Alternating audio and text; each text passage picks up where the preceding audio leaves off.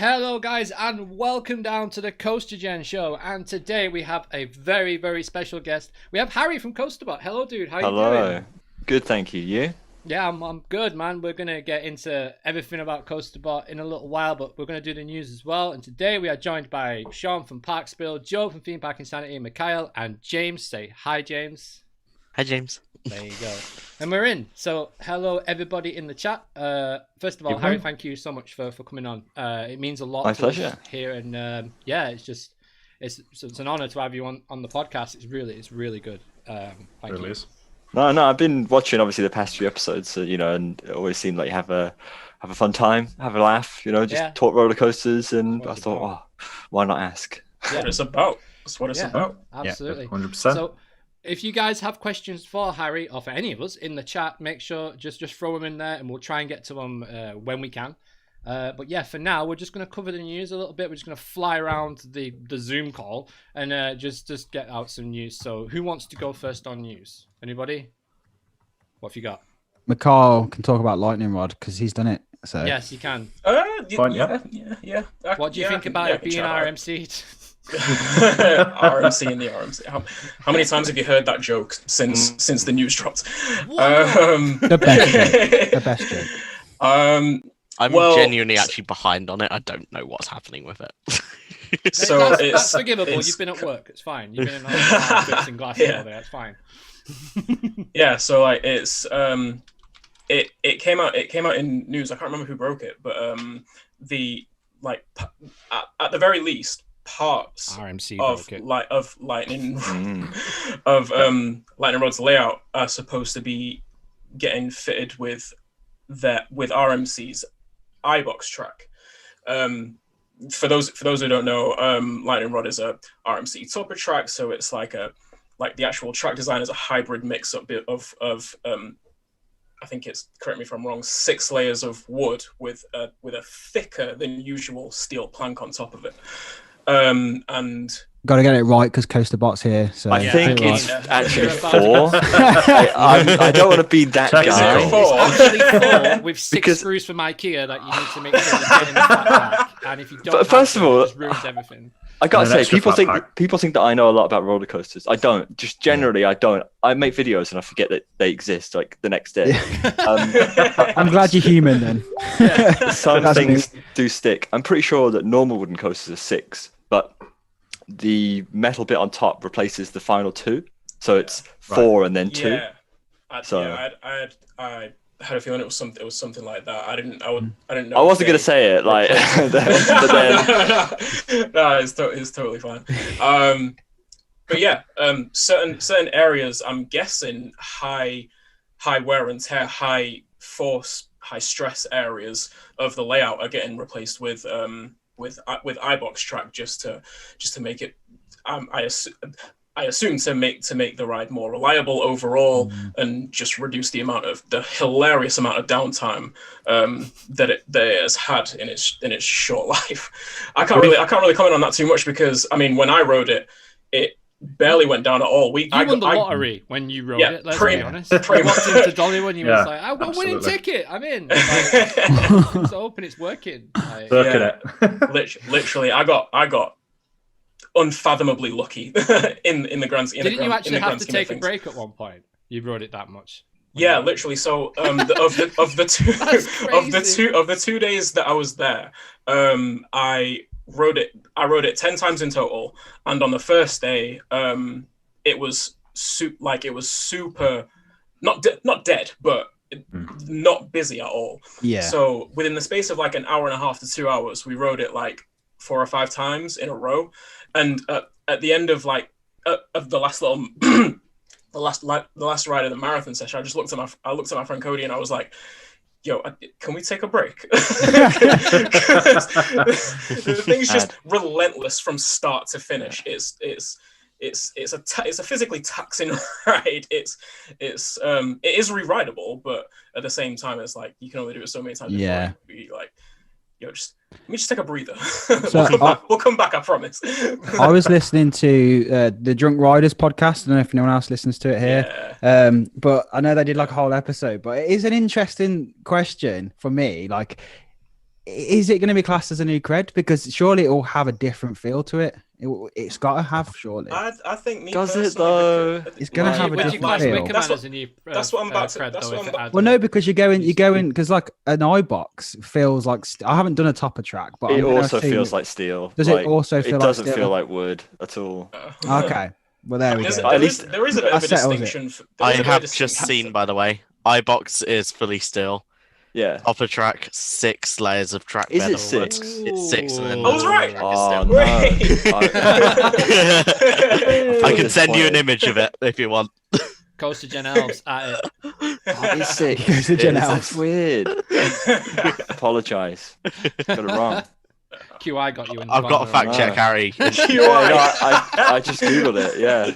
But I even don't know why like with I thought- QI, they have to apologise every now and again. Yeah, they do. 2 series ago, we got this wrong. 4 planks. Yeah. But yeah, I mean, like for me, there is a bit of a distinction between the iBox track and the topper track. I do think the iBox track does feel noticeably smoother than the topper tracked RMCs, but from like comparing topper track RMCs to normal wooden coasters, it's like night and day. Like there's so much more smoother than traditional coasters, even though they do still at times, depending on what seat you're in, depending on what time of day you ride it, it does feel a little bit like a woody. I wonder if like the difference between an iBox and topper track is like in your head because you're expecting it to feel a bit different. Placebo. Do you think if you did like a blind test, like a blind test, and you didn't know you had 2 RMCs in a park, one with a topper track and one with a steel, would you feel a difference? That'd be interesting to work out. But I guess we'll know. Maybe not. Maybe with not. Lightning Rod now. Maybe. Yeah, I don't know how much. I mean, is it going to be on the Triple Down? Is that where it's going to be done as well? Where is it being done? Do we know what section it hasn't been confirmed. Well, not to my knowledge anyway. It might have been confirmed and I've just missed it. But I'm guessing just high stress areas. So maybe the bottom of the first drop, maybe somewhere on the launch, maybe tinkering with the launch system is part of what they're doing to just increase reliability in general. Maybe the iBox is better for the actual launch section of the track. Maybe it's perhaps just better in general. They can connect more things to it. I don't know. Maybe. And so I really do think until it opens next year, it's literally just up to speculation. Yeah, really. literally. I mean, do we know what the whole lightning rod strikes twice sort of slogan actually means? I mean, from that sort of impression, it gave me the impression they were maybe introducing like another launch into the layout because that's kind of you sort of get obviously strike twice. But I think it was is it purely just replacing the track with iBox then? I think so. I think it Right. was Ace Southeast that actually now that I'm thinking about, I think it was Ace Southeast that said it first on socials that just certain parts of the layout were being replaced, not all of it, and that the layout wasn't changing. So it's staying as much of the same ride experience as it possibly can. I think just showing up areas that may have weakened more so than others over time. So. It'll feel like a much smoother sort of experience overall then once when they replace it. Because obviously if they've got parts of it that are high stress, as you say, where it's kind of wearing a bit, it's going to give a bit of a sort of a juddery kind of feel, I would imagine. So putting that iBox track in will probably give it a much more smoother finish, I would imagine. Or is that not the case? Yeah, I mean, I don't know. I'm not sure. I've never ridden one, so I want. Well, it's like comparing Lightning Rod to other RMCs in my head is like at certain points, Lightning Rod does just feel like it puts a lot more force on its track than other RMCs do. Harry, I know you've done Wildfire. I'm not sure that I'm not sure if there are any points in Wildfire where it seems to. Hell no. That ride doesn't really have positive forces on it. Does it not? Really? Wow. No. I remember when I saw the animations for that the first time round. It does just look like insane. Airtime. Yeah, it is. It's okay. It's a good ride, but I think you're right. Lightning Rod seems to stress the track out a hell of a lot. It's kind of crazy that perhaps the most intense positive forces on a RMC are on the topper track. Yeah. which doesn't make any sense at all. Like, why would you do It is that? a bit crazy when you think about it. Yeah. Which is probably why they're now replacing it. They're like, oh yeah, Exactly. Yeah, they're like, we're that getting a bit wasn't a close good to that idea. one. They Yeah. goofed, didn't they? They did an Yeah. Intamin. They goofed.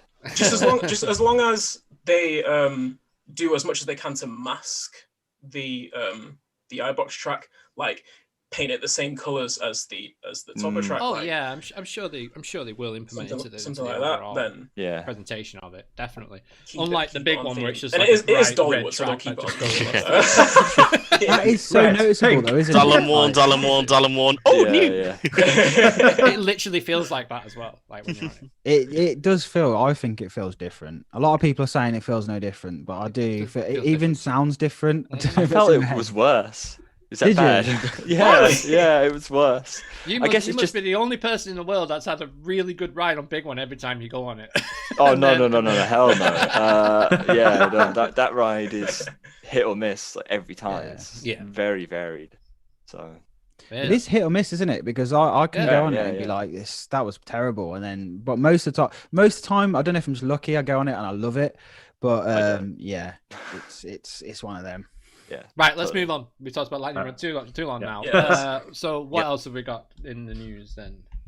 Wallaby Belgium trains. Oh, yes, they look They look insane. Good. I wish I could show you guys. If you haven't seen them, just go on to our social media and check it out. It's on there. They look links in the very video description. Taran-esque. They They're look an less basically bulky Aztec than Taran. snake. Yeah. Aztec snake. That's basically Like what that. it is. That's I good. like it. I It like has- that. Aztec snake. Kind of looks a mix between sort of what Iron Guazi's trains kind of look like from mixing it kind of in with Taran. It's kind of like the two have kind of morphed into. That's true. Yeah, I would little agree with bit. that. Also, I thought it was I see pretty where funny you're what coming Pete from said when I showed him an image of him, Pete from Virtual Towers. He said that it looks like what Icon could have been if they actually put a snake on it. Yeah, that would have been cool. But they do look awesome. They look mean. do. They look like, get out my way. I'm off Yeah. sort of thing. Or I'm gonna Imagine a chase bird you, getting like- hit by one of them. Oh, that would be like It'd 720 it'd frames eat the per bird. second. It'd be like- Feathers everywhere. I do really like the zero car, or just the nose shell of the front car is so striking in terms of its design and Do you stuff. think the seats look lower?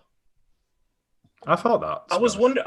I think it's a zero was car wondering. is just higher. Maybe, yeah, because it's got an actual It design. doesn't look on as bulky as other ones. Like I have heard- we always say that, Sean, don't we? That the Intamins look bulky off ride. That one. Yeah, I doesn't look think that. they're the best. They're the most comfiest to sit on. Oh, But so I comfy. do feel like they do look a bit like top heavy, but they look like really nicely stylized and sleeker almost. I have What were you- heard that what were you saying, Intamin can adjust how far the seat is away from the Yeah, I've heard body, that so it too. could be lower than. I think Taran just sits quite high. Yeah, I don't know. Maybe there's probably a design reason for it, just in the way it kind of tracks. But yeah, perhaps it is lower for a reason. Yeah. I think they've from what I've been told, they have Intamin have like 3 Heartline settings to these new gen trains. Right. Yeah. Like you'll have like Taran and Tiger and now Velocicoaster, it looks like, that have like it really high up. And then you've got the likes of Pantheon and what looks like this, which is a little bit lower. And then you've got like Red Force, where the Super seats low. sit like as low as possible. Yeah. yeah. That's cool. That's interesting. That explains the profile on Velocicoaster a bit more than if the Heartline's different from the trains as well. Definitely. Yeah. Definitely. Right, what else we got? Let's try and get through it as much quick as we can. Monster. Yo, yes, Yes. POV, Monster B&M, Yes. Grunerland. Yeah, that looks pretty I good. like it. I like it a lot. It looks. To be honest with you, when I saw the POV, I was like, that first drop, yes, cool. Yeah. The 0G, and then it kind of helixes and meanders a little bit. What it looks like, I don't know. I think it like would be the an awesome layout isn't anything. experience. I wouldn't say it's anything special, but I think what will make it special, which makes a lot of invert special, is the fact that it's just like interacting with like all the buildings, and it's Yeah. gonna have like It's always some a big cool thing. near miss. That's what I was And going I to say. think- Like, Yeah. yeah. If know it, if any of you obviously have if it was been just on a car to park, Groenland. it would be pretty bland. But Yeah. I think that will make it. Mm.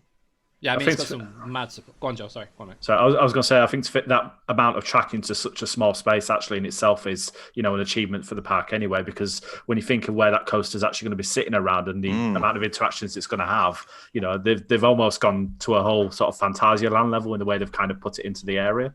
So, hats off to those guys for that. Cracking job. Harry, you've been to Groenland, haven't you? I have. It's an absolute mess. It's a good mess. About to get messier. I think it's like Blackpool meets Liseberg. I get that vibe from it just by looking at the images of it. To be fair, because it's a really nice place with rides on top of rides on top of rides, but it doesn't feel as run down or as old school as Blackpool does. No, Blackpool's definitely got a definitive feel. Yeah. So, definitive being a nice word, but there we go. yeah. But it's definitely impressive that they're fitting in. You got to think inverts are quite big. Yeah, so to fit that in that small amount of space, and obviously they're limited on the layout by the whole of the place just generally. So it can't be perfect, but it's probably going to be the best ride there, depending on if you like inverts or not. Yeah. They've been building it for like the last 3 years as well. And they kind of sort of getting through a season, building a bit more, getting through and kind of doing it that way. So that's giving it, that extra amount of time to sort of really, I would imagine, get it right, to be honest with you. Hopefully, yeah. And it looks like the station is underground, right? Yeah, it is. Yeah, it's got a room. Giga brake run, like it just goes down like that. Like. Yeah. I think that might be the thing about it that I'm looking forward to seeing the most. Just seeing it just slowly just end underground. That's gonna be so funny. That's gonna feel weird. You're just gonna be leaning into your harness, like just as you're going downwards. It's it's an arms out, Yeah. I do love it when parks like that just manage to work with what they have and turn like a negative into a positive. So like their limitations end up like making the ride, and I think that's we see it a lot over here. I always love to mention Nemesis every podcast, but that limitation made that ride, So I do like it when little parks, but compact parks like that do well with things. Definitely. The supports for me are the most impressive thing about that. We don't have space to put supports in. Just make it work. Just put a big tube down there and attach everything off it. It's literally like you know what? Spinning coasters seem to make this work. Yeah. Let's try it. Let's put an invert on it and see if it happens. Do we know what type of buildings? I mean, Harry might know, like what type of buildings it will be going across. Is it just like other rides or restaurants or a bit of both? I don't think there's any rides in that section. It was all closed off when I went because obviously they were building it. So there's definitely buildings in that there. But I think that would be the only kind of real ride in that place. Okay. So. I just like that because when you go into the toilets by X sector and where Smiley's on the top, and you can really hear it going around when you're. Oh, it will definitely be like that for and sure. Do you think I'd love it if you're in like a restaurant and you're just your table is doing Jurassic Park. I say that like the water rippling in the cup. Yeah, literally. There's a photo. There's a photo of supports through some of the buildings, literally like poking through them. So hopefully you will get that kind of feel where, you hear the train thundering around ahead of you.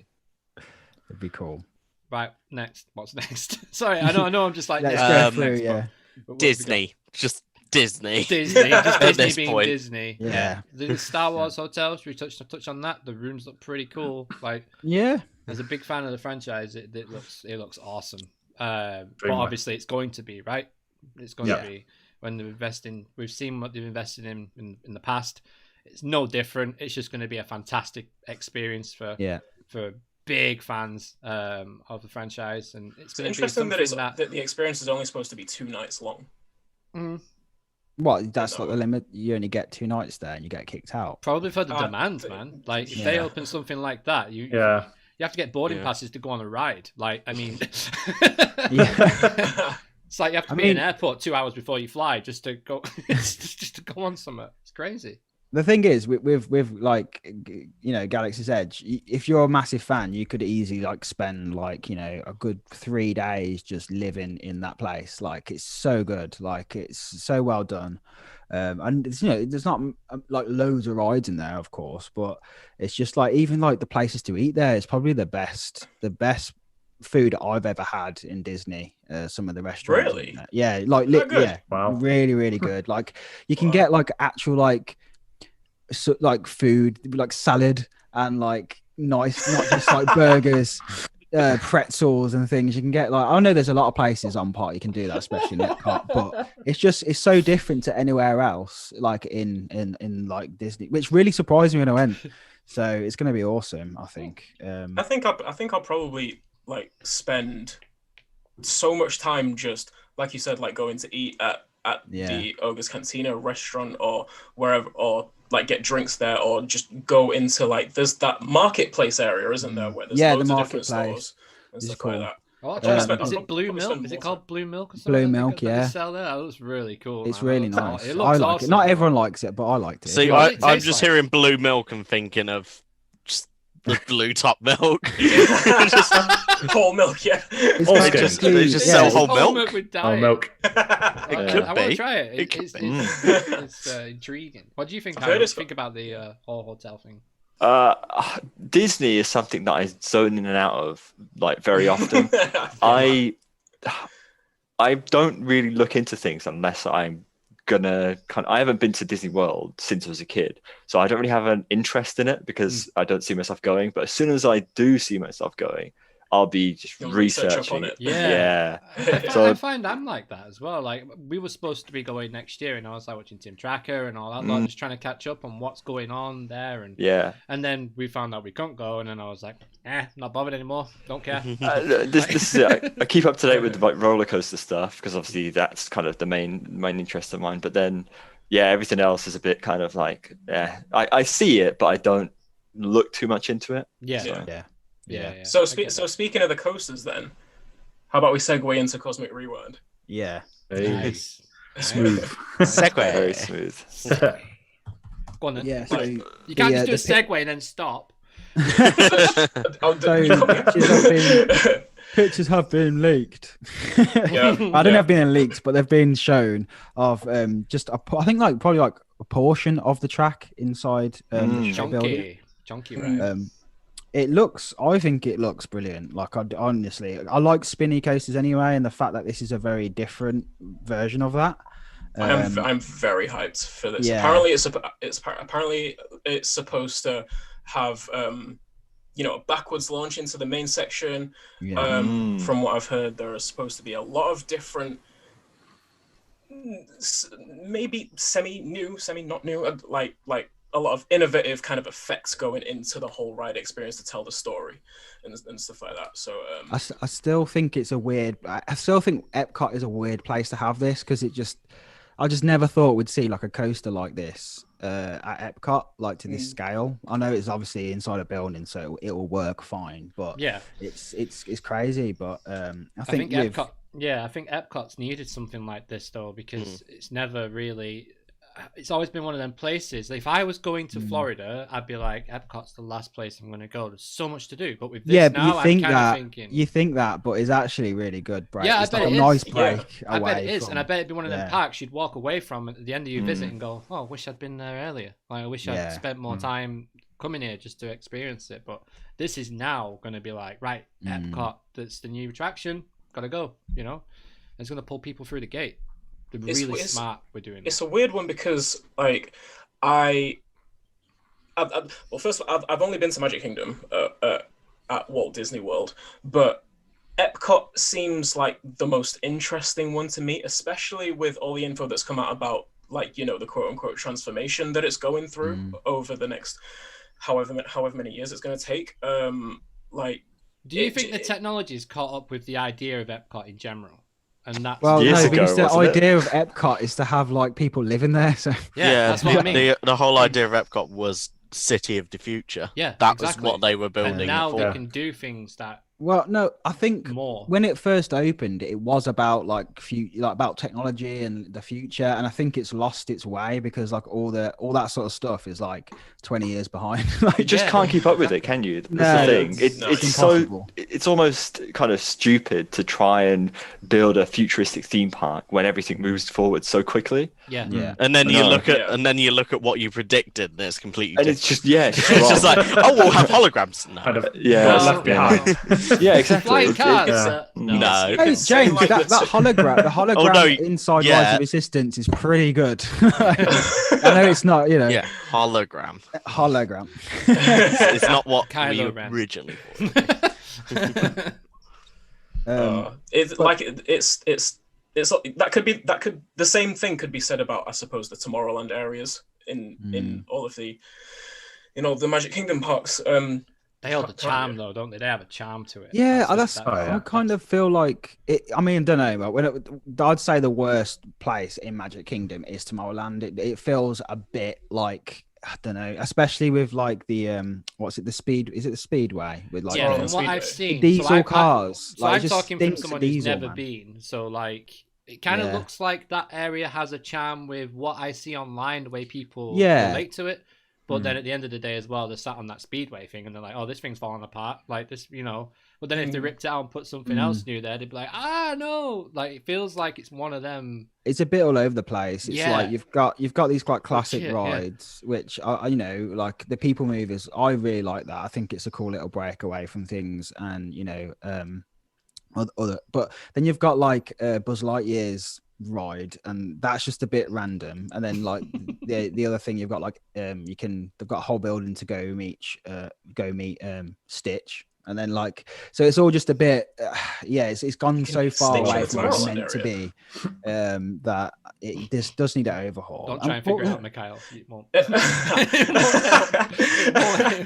I was gonna say, I think it'll be interesting to see what they do to integrate Tron into the whole area, and That's a good point. what effect having that there will do to how the rest of the area looks. Although, Mikhile, you did ruin that for me the other day when I said the drop, and you was like, no, it goes upwards into that. I was like, oh, what? I thought that the image that you see of the drop, it looks like a drop off and into a turn. I was like, that looks really cool. And then Mikhile was like, it goes up that. I'm like, oh. Well, what would you rather, me tell you now, or you go out there next year, find that it doesn't come down that drop, and be like, an absolute shocker. It's like, that's a shame. That's a shame. But the one they built, where's the one they built? Tron, the Shanghai. Yeah, that looks incredible with the lights and everything. So good. It looks so cool. That has me wanting to go to Shanghai Disneyland. I'm not somebody who wants to go to China anytime soon, but I want to go to Shanghai Disneyland to check this out. It looks that good. Definitely. I think the thing about Tomorrowland is it's one of those that, when they designed the area and added it into the parks, it was probably, it was perfectly conceptualized. It was visualized exactly how it was supposed to be. That was the way the future kind of looked for them at the time. And as time sort of moved forward, more and more has kind of come to fruition and sort of become a reality, and other things have kind of got left in the past. And as such, because of that happening, I feel that, maybe that's kind of reflected a bit in the overall area itself as well. It kind of feels a little bit dated, but sort of futuristic at the same time, if that makes sense. Yeah, they've started updating. Like when I was there, they'd started updating parts of it. So there's like all the pillars that like was around the People Mover, and so they'd done some and not others, and it's starting to look really nice. But you can tell that it's all leading up to the opening of Tron. So I think that I'm sure they've got a plan how they're going to bring it together. Whether or not they'll probably be cutting back a lot of that budgeting they've put to get towards it. For sure. I wonder if they'll delay it a bit more. I think they will, because I don't think they're gonna. I think everything that was probably coming next year, I think they'll stagger like over the next 2 or 3 years, maybe. Makes sense. I have that feeling anyway. It's like I've heard that. I've heard that their is it 50th or 150th year anniversary of Walt Disney World. 50. That would be 50. I think 9 million. Is it 50? Is it 50 months? 9 million. But I've heard that they're basically stretching that out for like a whole year or something like that. Yeah, they normally do that. It's going to be going on until like 2022. So it might be an idea of theirs to, delay opening Tron until sometime in 2022 and still have it be a part of the 50th anniversary celebration. I've heard that. I guess it's just we'll see what happens kind of deal, isn't it? But yeah. Definitely. I feel like for the 50th, it's going to be more like, rather than what they'll probably do most likely, this is just a guess, but that it's still the little things like kind of harking back to like nostalgic times. So I don't know if they'll have. I don't know if Tron would fit in. I mean, it'd be nice if it would, but I mean, one of the biggest things was like, what the hell is it called? You know what's inside Epcot, the big dome thing? What is it called? Spaceship Earth. Yeah. I was really looking forward to seeing that being like redone, and that would have been perfect for the 50th. But obviously that's like completely scrapped now. But that would have been a real special one. But I mean, the amount of stuff that just Epcot alone is like what? So you got Cosmic Rewind. It was meant to be Spaceship Earth. You got like the Moana Land that I think they're still working on. Ratatouille, which is pretty much just done now. It was meant to be Mary Poppins ride as well, which would have been really interesting to see how they would have done that. And would have fit like perfectly into that British area. So yeah, it is a shame really, but there's so much to come from there. But I think they'll be able to bounce back well. Like whether things get delayed or not, I think. Yeah. Like I don't think you can keep Disney down. To be honest. No way. If Disney go down, it's not looking good for everyone else. So. Yeah. Right. Yeah, literally. Like, all right, so. Be anything else in the news, or is that it? So there's one thing I just wanted to touch on with the Florida coasters, really, just in general. I know just with you got Velocicoaster, Iron Gwazi, Icebreaker, and then the 2 Disney ones. I don't know how you guys feel about this. You might agree, you might not, but it does seem like with the introduction of these 5, it does kind of seem like Florida is sort of reestablishing itself as a coaster destination.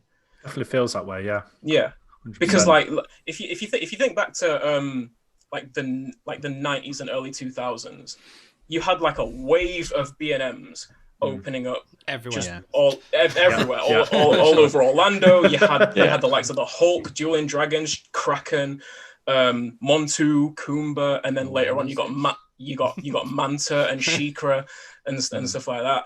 And like people, like I feel like I wasn't quite old enough to be there when those coasters were opening up, but I feel like coaster enthusiasts might have looked at just the influx of massive coasters around that time and thought, "Yo, I need to get down to Florida ASAP," right? Yeah. And since then, like they've had the little coaster. Well, not little, but they've had their coaster editions, but they've been a bit more sporadic since then. Now they're getting a wave of like, just Absolutely. A bunch of potentially world-class ones again. Yeah. And it's like everyone's wanting to get over there again. I just think it's really interesting how people are gonna receive these versus how they were received in the 90s. Well, they work, don't they? That's the thing. Like Hagrid's was a prime example. But you build a world-class ride, people will come. Like it's insane.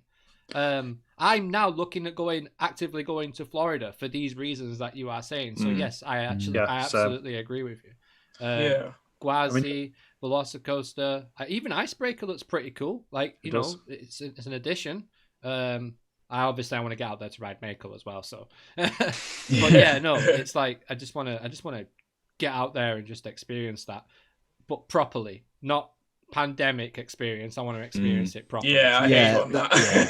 No face mask, no social distancing, no nothing. I totally hate you. If you're spending that kind of money, you want the full experience, like reduced 100%. Thing, and that's one of the biggest problems that they're going to face. I might not be able to wait that long for Velocicoaster, but I do agree in the grand scheme of things. I think now I've had the full experience. I wouldn't mind so much a reduced experience, but I think if it's your first time, like I remember on our last day in Florida, it was the day before our last day. And we went to Magic Kingdom and we'd already been there like 3 times on that holiday. And they had literally started repainting the castle. So you walked down Main Street and like the castle was just like full of cherry pickers. And I was like, could you imagine this is the first time you see the castle? I was like, that is not a nice way to see it. That's probably if you put it in the middle of your park in front of everyone. Yeah. And you don't close throughout the year. Like, Well, I was thinking Disney being Disney, surely they could have just like painted it at night. I don't know why they had to do it. What they would do is they would paint it in the morning for 3 hours, take it away, get all the photographers out so you can get your picture taken, and then bring them back in for the rest of the day. It's just such a weird way to do it, but I guess that's the way they have to do it. Yeah. What do you think, Harry, about the whole Florida situation in the moment then? Awesome. I think it's really cool how you got like 5 new massive roller coasters coming to roughly the same place. I think Mikhile is definitely right about kind of reestablishing as a place for roller coasters specifically. I think, I don't know. I'm a big fan of Hagrid in the sense that there hasn't really been that many big scale roller coasters that are story based. Yeah. And obviously Hagrid's was a real step in the right direction. Absolutely. And now Cosmic Rewind is going to be the same premise, but from a different concept of the same take. So I'm really excited to see that, but then I'm also really excited just to see how crazy Velocicoaster is. So that ride looks incredible. It really does. So no, I'm really excited. I'm definitely going to head out there eventually. I've always wanted to go to Japan first. So that's. But as Sean was saying, I think I haven't been in since I was a kid, so I want to see it properly. So I definitely want to wait until things do come back, return back to normal. Oh yeah, definitely. Yeah, definitely. Right, news done. One more thing. Just a small one. Chessington, obviously, earlier last week, kind of dropped a little teasing hint that they were officially installing Blue Barnacle. So the pirate ship is actually now back on site. Yeah. So that now means that, they're pretty much on the way to those 2 brand new additions for 2021 kind of coming to fruition, which is nice to see. Nice one. Cool. Lovely. So there we go. Nice. All right, cool. Well, we better talk to our guest then, aren't we? Who's trying to join us. So, Harry, welcome to the CoasterGen Show. Thank you so much for coming on, like I said before. No worries. How have you been? What have you been up to? Yeah, just let us know, man. Yeah, I've been all right. It's been a crazy year, obviously, for everyone. Now I'm finding everything is just really repetitive. Same thing day in, day out, same kind of schedule. I think the only reason I haven't gone insane yet is making videos, but then even that's starting to get a bit repetitive. So it's not looking too great right now. But with everything that's gone in the year, I'm kind of quite happy with what we've achieved.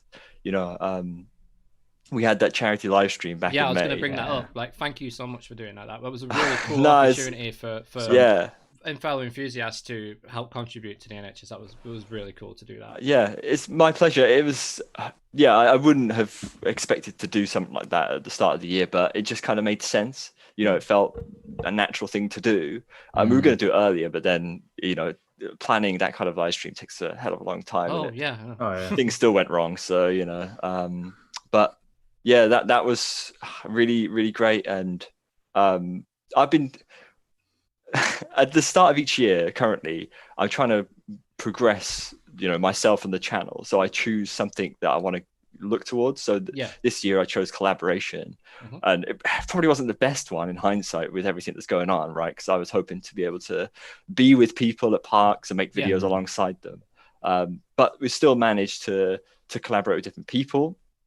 Started off with Pleasure Beach Experience, doing a video about the big one, and then obviously yeah, exactly. There you go. Those are cool videos. I remember that one. Yeah. And then obviously the charity live stream, we got loads of people involved in loads of different ways. It was weird to live it. Like 8 hours just went by very quickly. Yeah. Didn't feel 8 hours at all. No, I bet it didn't. I mean, when we do this podcast, we talk for like two and a half. Sometimes it's like, right, okay, we better wrap this up. Like, it's one of them.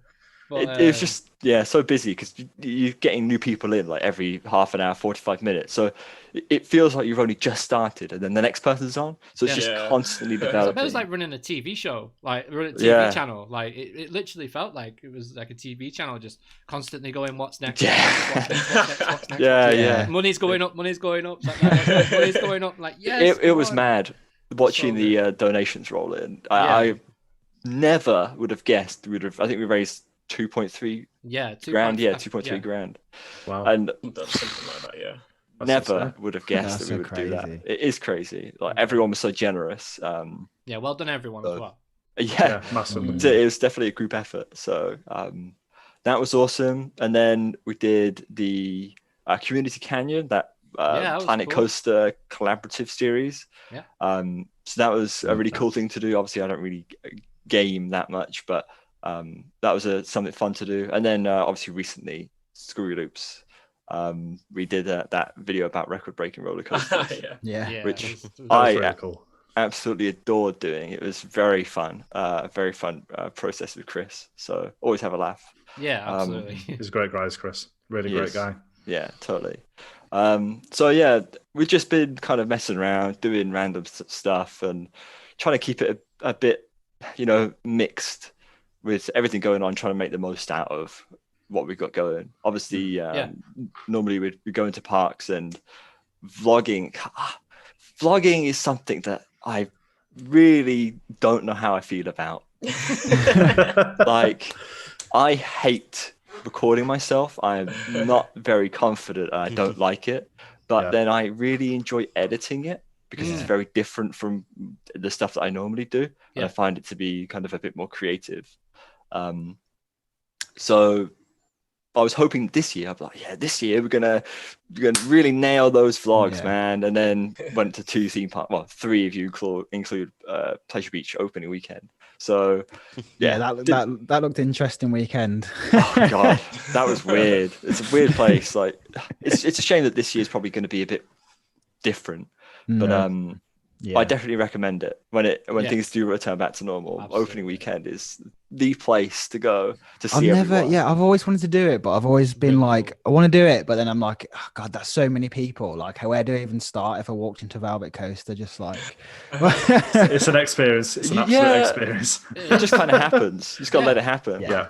So, but like I thought about going this year in February. I ultimately decided against it. I can't remember why, but it was kind of just like, well, because I'm still new in the community, so to speak. Like I was like, I won't know a single person there. So I literally, it's either I just turn up with one of my friends who happens to like go into parks, and call him an enthusiast, but like it was either do that or just turn up by myself and see who I meet. And I was like, I don't know about that yet. Yeah. No, it is daunting. I didn't know hardly. I knew people from the past, but I didn't know people like Chris, and got on with Chris like a house on fire. Me and Joe, and I speak to Chris every day now. So it's like it's one of them things you just don't know until you get there. You don't know. But it was really cool to meet Scott from Pleasure Beach Experience as well, and it was just cool to just hang around with people who are into the same thing as you in a pub. It was the most bizarre thing. Yeah. Like, we were sat down at like 12 o'clock. When you could go to pubs. Without a mask. Remember Weatherspoons? A whole different time. Yeah. It was literally February. Like that. Even saying that is. Yeah, it's crazy how quick things changed. Storm Dennis. Oh, no, oh yeah, and then you actually have that storm. It was. That was Great fun on Icon. Yeah, it was good. Yeah. It was You good. didn't get on big one, did you? No, Sadly not. The wind alarm kept going off. Oh, really? I think we got on it once, but we sat in the station for about 10 minutes while they waited for the wind to die That might have down. been when our wind alarm went off. We were in the queue and we got in there and we're like, nah, you ain't moving. And I think it was because the train wasn't moving, was it, Joe?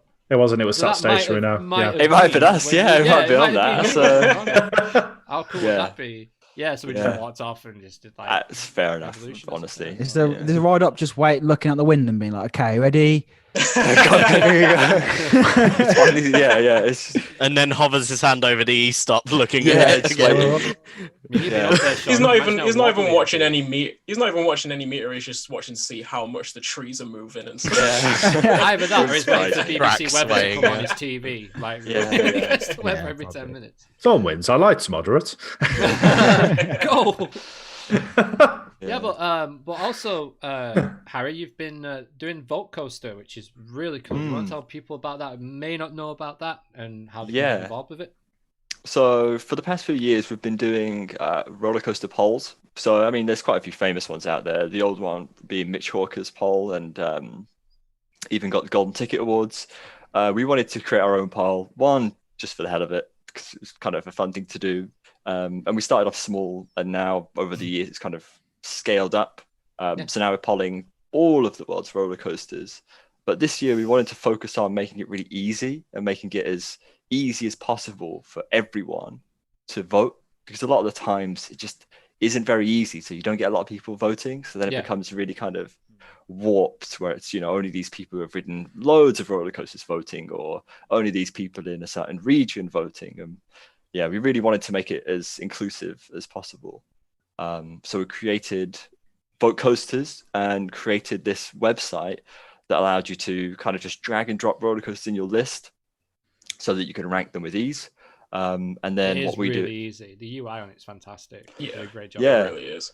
So I don't know if you saw last year, the poll before was called the Golden Cog Awards, which you definitely can't understand where that came from, being the Golden Ticket Awards, just taking a piss. But, so we rebranded for the sake of, I wanted it to be a bit more professional than just robbing someone else's name and changing it. So yeah, and last year it was awful. The system we did was people would literally write a list of their coasters, literally type it in, and then we had to make sure that they'd spell everything correctly. And as you can imagine, people can't spell. So it took ages. So this year, well, last year, then some guy got in touch with me and was like, I could code you a website, and together we worked on this website that allowed people to then rank their coasters very easily. So yeah, it's been this Dutch guy is basically made it been like a huge help in this whole process. So shout out to him. But yeah, it's so much easier. We've already had, like, is it 4 times the response of last year? You know, and it's not even over yet. So that's it's just so easy. So Joel in the chat said, shout out to Andrew for typing up the coasters. Yes. So when we were offline, we spoke about that, didn't we? So we obviously had to get a database full of every single roller coaster, right? So yeah. So what we did was we went. I say we, right? And it definitely wasn't we. It was Andrew, which is another someone from our channel, right? Very, very great guy. He basically went on RCDB and manually typed up every single roller coaster. That is insane. Okay, I just pressed all on RCDB. 10,321 results. It wasn't that, because you have to get operating. Okay. So when you put operating in, you move it down. You can press all on RCDB. That you can. Wow. When you put operating in, you get it down to a lot less. 5,231. And then you have to take away. Pages. Andrew's just said, can confirm it sucked. There you go. I don't blame Not surprised. The thing is, tough though, man. Great not only did you have to do all the roller coasters, you also had to do all the theme parks, because you needed to know where the roller coasters were. So he did about 7,000 different entries in the end. And I think it only took him like a few days. This man's an absolute machine. I don't know how he does it. Like, going off of that, we do have a question from Joe, which said, how many hours went into building the platform, and when will the final results be out? Yeah, I don't know how long. It's been obviously a massive kind of collaboration with Andrew, taking so much time getting the database together, and the Dutch dude called James, who's been building the website, and then obviously I've been kind of doing the front end of things, making the website on our website, and then kind of creating the new brand and all that kind of stuff. And then also trying to figure out ways that we can improve the poll. Because I work at the Office of National Statistics. So I'm kind of like a statistician, but not really. Well. So I'm a nerd who likes data. Stats a lot. yeah. I absolutely love data and messing around with it. So this is my thing. You know, so I've been trying to dabble in how I can make it better by making it more representative and all that kind of stuff. So the poll ends at the end of the month on the Monday the 30th of November, and then we're going to need about a week to prepare all of the data, make a video about it, make a blog post about it. So should, fingers crossed, have results by the 6th of December. Wow. So nice. Hopefully we'll find out that Steel Vengeance is yet again the world's best roller coaster on the 6th of December, everyone. Mark that in your calendars. That'll be a good one. No, we'll see. I'm really hoping that it flags up a lot of interesting results. I feel like it will. Yeah, I feel like it will come yeah. up with some really interesting things. Hopefully, especially if you're saying that more people have voted as well. Like it's going to have a more varied approach to it this year. I do hope there are some like obscure ones in like the top 10, the top 20, top 50, etc., etc. I was looking at the old Mitch Hawker poll to see how many people had kind of taken part in that and how many roller coasters had been ranked. And that the last one, I think it was in 2011 or 2012, and he ranked, so in everyone's lists there was a combined 47,000 roller coasters, which is quite a hell of a lot. In ours there's already 61,000. Wow. So already bigger than Mitch Hawker's one. Wow. Crazy. I said 61. There's 70,000 in ours. 70. I lie. So yeah, sizably bigger than Mitch Hawker's at this point. You've almost doubled it up already. That's amazing. Yeah. So there's a hell of a lot of potential for this to be something kind of very noteworthy. Yeah, hopefully. Yeah. And if it works this year, hopefully we'll get even more people next year. And the whole point of the rebrand was for this to be potentially the next Mitch Hawker's poll. I'd love for us to be able to kind of provide that for people. This kind of solid. These are some of the world's best roller coasters. Have you come across anything so far? I know it's not finished yet, but have you come across anything so far that you feel like you can improve on for the next time for next year's roller coasters and just the future? Kind of. I mean, when I get the data, all of the data, and we start really processing it, I can start to dabble with it a little bit and play around with, like, people say that you shouldn't manipulate data, and statistics is all about manipulating data to suit your own needs. Well, it is. Like, you can manipulate data in certain ways, and you'll know that it's better.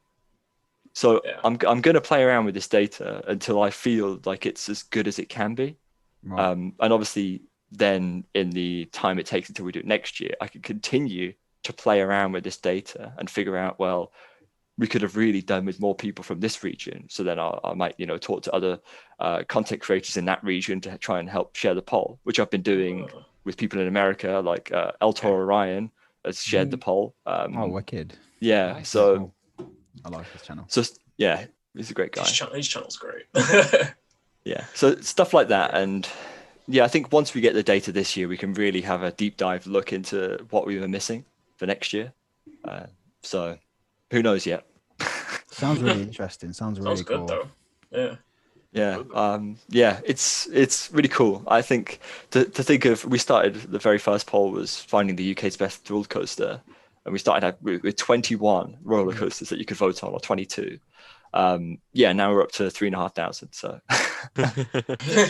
your whole channel overall, and your presence online on YouTube and everything you've been through from the start, you're just constantly changing the game with how you present yourselves and how you come through on YouTube, and how informative as well the videos get. And it's just like, how do you find the inspiration to do half the stuff that you do? And when you started, especially, did you think there was a void in YouTube that wasn't giving the information that maybe you could give out? Is that why it all started? Or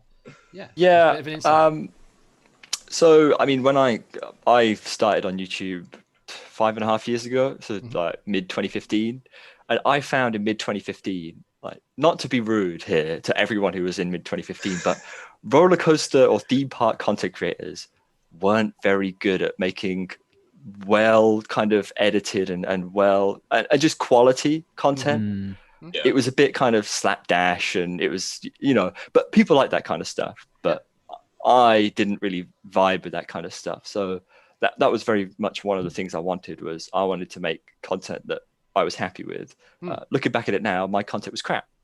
God awful. I hate my first ever video. It sucks. It's really bad, but you got to start somewhere, right? So and then also looking at that time, there was a lot of content creators out there who were always voicing their opinions, this coaster's better than that coaster. And then you see all the comments like, oh, no, you're wrong. You're just wrong. Really didn't want that to happen to me. I really didn't want people telling me my opinions were wrong. So I thought, the best way to do that is to just not voice opinion, only talk the facts. And that's what I did, right? So started making videos that were kind of more fact-based and talking about the statistics of different roller coasters. And it just kind of spiraled from there. But again, viewing other people's channels, I found some of them to be a bit stagnant, as in over the space of like 5 years, they haven't really changed and they hadn't really done anything different. And I really didn't want to be that either. So, you know, I'm always looking to improve. And if I don't find that my videos like 2-3 years ago are crap now, I'll be disappointed in myself, because then it shows that I haven't gotten better. Your best video is always your next one, right? Absolutely. Kind of, but yeah. You want it to be. You want it to be, right? But obviously it doesn't always work that way. But that's definitely the plan. And I just try and dabble and try new things, and it doesn't always work. Obviously, you know, some things don't work, but when it does work, you just take it forwards, and that's an improvement. And you know, you lose some, you win some, but at the end of the day, your content gets better, and it feels kind of a bit more fresh than the same content for the past like 5 years. And I'm not trying to like slight anyone here. No, no, get it. It's just that's just kind of my It's a true point. ethos of things, is just constantly trying to move forwards and look to kind of new ways of doing things. It's very easy to get complacent, isn't it? And just do kind of what's easy. And because you're just like, well, this works, I'll just keep doing this. But I think it's always, I always like respect, you know, creators we're following like yours as well. It's especially, I guess it's kind of scary to introduce a new kind of series or just something different, because you're like, oh, how is everyone going to react to it? But no, I totally get what you mean. I totally get what you mean there. I also absolutely hate starting big projects. I'm like one of those people who will just put it off. We've had ideas of videos that from like 2017 that we still haven't implemented, just because I'm worried about starting it and then it not going too well. But as you said, you kind of just have to take that leap of faith. And there's if something's not working, be prepared to admit that and focus on something else that can be better. I mean, the problem is now YouTube though is the numbers are so down on theme park content across the board on YouTube. I know you mentioned it in the chat. We were talking with Chris about it a little bit on the podcast we did with Chris. But what do you think to that? What do you think spiraled that to come down? Just crap, innit? I don't know. I don't get it. I guess I really don't get it. Our content is lack of people being able to go to theme parks this yeah. year, so they're not searching up videos about them. Possibly. Yeah, that makes a lot of sense. Because like general public, yes, while you might think they're ignorant about coasters, they do actually watch. Most people will stuff, yeah. go and have a look at someone's video to see what a park's like that they're about to go to. I'm not so sure about that, because I mean, mine's a good case study that, you know, I only really started properly uploading back in May, and I had one video blow up. So like an Efteling video blew up and got me quite, you know, a few subscribers and stuff. And then after that, I was getting every video I was doing, I was consistently getting, you know, 1,000 views in the first 3 days, which was crazy. Wow. And then 1 week, it just went back. It just suddenly went down. And this is when everyone was like complaining about it. Well, I don't say complaining about it, but pointing it out. It was just suddenly it was like 300 views. So I think there was something. I think it was something to do with the algorithm. YouTube are always obviously trying to make it better, but with an algorithm, if it's the AI, it's always going to be worse, and then it will just learn from its mistakes. So I think there must have been something about that, but it's. Do you reckon it might just be like a ride it out kind of deal then? Yeah, it is. It is. Yeah, it will write itself eventually. I think it's literally just an arrow coaster right now. We're waiting for I completely agree with you, Sean. I've seen it where sometimes the algorithm changes for the better in our case, and you know, views just suddenly kind of jump up a bit, but then definitely had it the other way around, where a video that's doing consistently well, I mean, one of mine, I think it's like sort of like wide how do theme parks reduce queue times or whatever, like it was doing really well, and then it's almost like YouTube went nope, and then the views went from a couple, like I don't know, like 10,000 a day to 100 a day. It's like Really? What? It doesn't make sense in a way, to go from a plateau just straight down. Yeah. So I think it's a bit of that, but then I think there's also a bit of seasonality in our content. Theme parks, especially in the UK, are closed, so people are just less interested about it. And I think you see it in all the kind of major theme park YouTubers. You can go on like Social Blade or something, have a look at their view count, sub count, and it always is a bit up and down. So now it's never a great time, but. And it's not just YouTube either. It appears to be on all social media. Really bad right now. Facebook is incredibly bad, and I was getting some real, I've been getting really good interaction for so long, and it's just gone over the space of a month. Not only that, but in the likes of sort of Twitter and other stuff as well, it all just seems to have completely just dive bombed off the edge. So maybe things will improve as we get into 2021, but it more than likely is probably just down to seasonality. Hopefully. I'll touch wood, at least anyway. Make our way through. Thank you for No Limits. Thank you. I was going to say, blogging, so. I was going to say, Harry, when you were talking about like, you started making the videos you make because you didn't really want to give your opinion. And that's why I was glad that I found your podcast that you do with Zoe, Coaster Bot Rambles. I just think it's one of my favorite podcasts because it's just you and Zoe giving your opinions and you disagree with that, and it's great. I love it. It's so different to what you do on the other side of it. So. And that's what happens when you bottle up all of your opinions and you just start ranting about random stuff. Zoe just has to listen to me rant about things that I just find really annoying. Taron's not that good. Taron, man, don't get me started on Taron. Oh God, what's it about? What is it? What's the theme, man? What's the story behind it? A wizard doing like transporting energy or something? No, that is the alleged story. What I think is they went, I want it to look medieval, so we built the coaster, built the area. What can we say the story is? Some wizard or whatever. Slap it on after. It doesn't matter. It's obviously like something that they've just put on afterwards for it to make sense, because there's nothing tangible. And Taron's a fantastic roller coaster, but I just have it had so much potential. And I'm also one of the people who are like big fans of putting an inversion on Taron as well. Yeah. You build a compact roller coaster. Inversions are perfect for a compact roller coaster, right? Because you could turn faster, you could turn in less space. Taron features huge overbank turns. Yeah. Slap a Immelman or dive loop, way less space. Smaller. Yeah.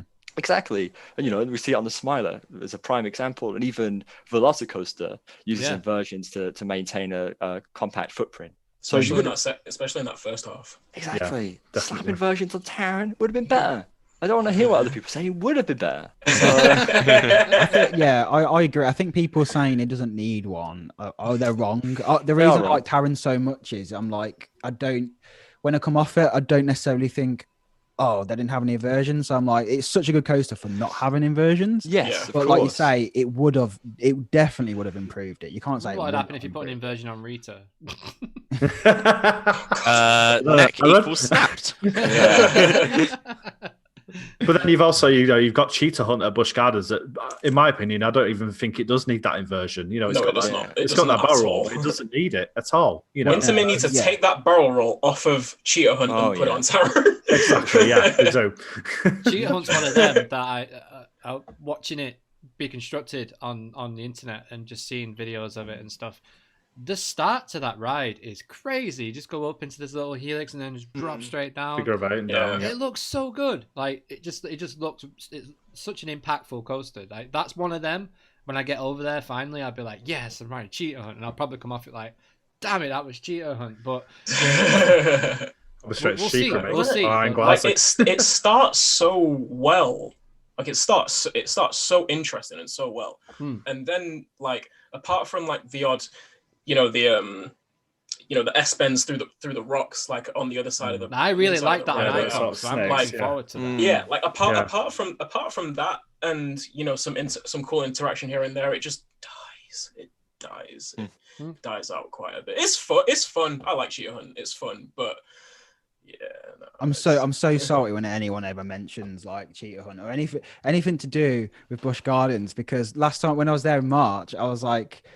It's the first time we'd been to Florida, and we was there for like 2 weeks, and we decided last minute. I was like, you know what? I'm not gonna go to Bush. I was like, we're gonna be back like probably next year because I loved it so much there. And I was like, we're gonna save it. We've got the passes for Universal for the whole 2 weeks, and we're just gonna make the most of it, and Disney. And now it's like, oh my god, I should have gone. So salty. If you're going back, you could save me a space in your suitcase. So yeah, sneak it in. So what other coasters have you got opinions like that on then, Harry? Let's. So Wildfire is another one that everyone loves in Europe, and I was just managing expectations is a big thing, right? For kind of these really very big. For high precedent rides that everyone loves. You got to really tell yourself, it might not be as good as people say. I didn't really do that at all, but I'm one of these people who really loves a story, really loves kind of being involved. And I found that Wildfire had no build-up whatsoever. There was no anticipation. I didn't feel anything before getting on it. So I wasn't really hyped. I wasn't in the mood. And I got on it as a roller coaster and I got off it as a roller coaster. And to me, there was something missing, my favorite roller coaster is Kana at Hansa Park. That's a whole journey before you even get on the roller coaster. So you are feeling it. I don't know. I don't want to spoil it, but part of the kind of experience, the batching experience alone, can make the ride twice as good if it goes your way. So you're just so excited before you even get on it. And Wildfire, nothing. Fantastic roller coaster, on paper, and it is to ride. But for me, it just missed. It was missing something. It's missing that little bit. The thing with it is though, Gormalden is more a zoo than a theme park for sure. So they haven't had that kind of experience of theming rides. They usually just have animals. Yeah. Whereas now they've got this giant coaster. No, you're totally right, for sure. Yeah. You've got Wildfire. You've got like a little what looks like kiddie coaster. There's one. A flat ride. That's I kind of feel like free show Wildfire. I kind of feel like Wildfire is maybe. I feel like Outlaw Run and Wildfire are kind of similar in what they try to do, but Outlaw Run is maybe a little bit better executed because there's like a semblance of a story there in the sense that you're some good guys, chasing out some outlaws out of the city, and it just plays on the idea. It's not really an intricate story, but there's a scenario in place that you can keep in mind. That needs that need pre-shows to build. It makes a massive difference. For example, it does. Wickerman is a prime example. On its own, the coaster is garbage. Nothing really. Is the pre-show, and you all of a sudden you're going burning Wickerman. Do you know what I mean? It's totally. It really does. With Big Bob. Yeah. I had this idea a while ago for I don't know if anything I don't know if anyone else has said anything like this. Probably have, but this idea for Wickerman with the brake run where you're just in pitch darkness basically. It could be a lot of flames in there, and then they could utilize.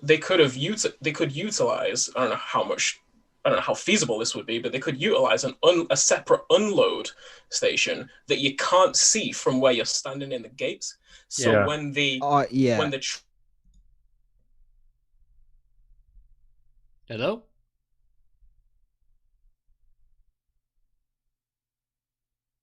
Has my internet gone down? I don't know what's happened here. It looks like my internet's gone down. I apologize if I am still talking. Am I still talking? I don't know. I don't know what's happened. I think the call's dropped.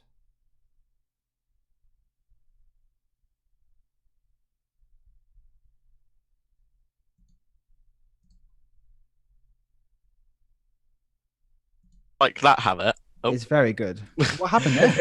A couple camps just vanished. Yeah. Sorry about that, guys. My computer just decided to yeet itself. I really do apologize. This is like a nice little shuffle. No, I'm out of here. Right. That was when I was talking as well. Crazy. I apologize for that, guys. I don't know what that was at all. Could have been Windows update. Could have been anything. Strange. But we're back now. Sorry. Yeah. So what were we talking about? Yeah, James was talking about that. What is it called? Like it's like a spooky. It's like a ghost train. Yeah, it's like a ghost been on train at it. Adventure Island, Yeah. and it actually utilizes a fake station that you go back into. You know, like if you've Really done, I don't know if good. you've seen any POVs or any of you have done the mummy ride at Yeah, Islands. yeah, I know. Yeah. What It's you're literally saying. got it's like Yeah. got that moment in it. Yeah, So it's quite clever. But really well it's done. really It's clever, crazy and that for a would little work ride. really well Mm. with thingy, Definitely. with Wicker Man. Yeah. yeah, Really, really well.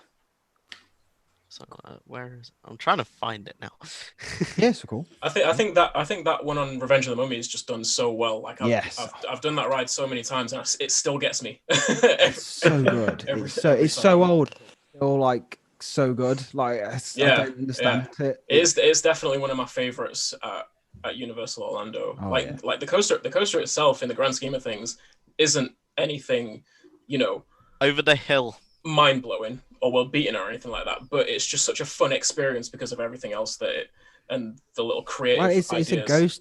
ghost train roller coaster. Do you know what I mean? That's what it reminds me of. It's like it's an actual it feels like you're on a ghost train, but then you kind of you're on a coaster. And it's kind of similar to what I think we was talking before the show, and it's why I really, really like the Flying Dutchman at Efteling, because it's like a whole dark ride, and then you just get like a nice little coaster element at the end, and it's just so nice when like rides just mix these different elements. And Robert's kind of like that a bit as well, and it was sort of like a few drops on it and stuff.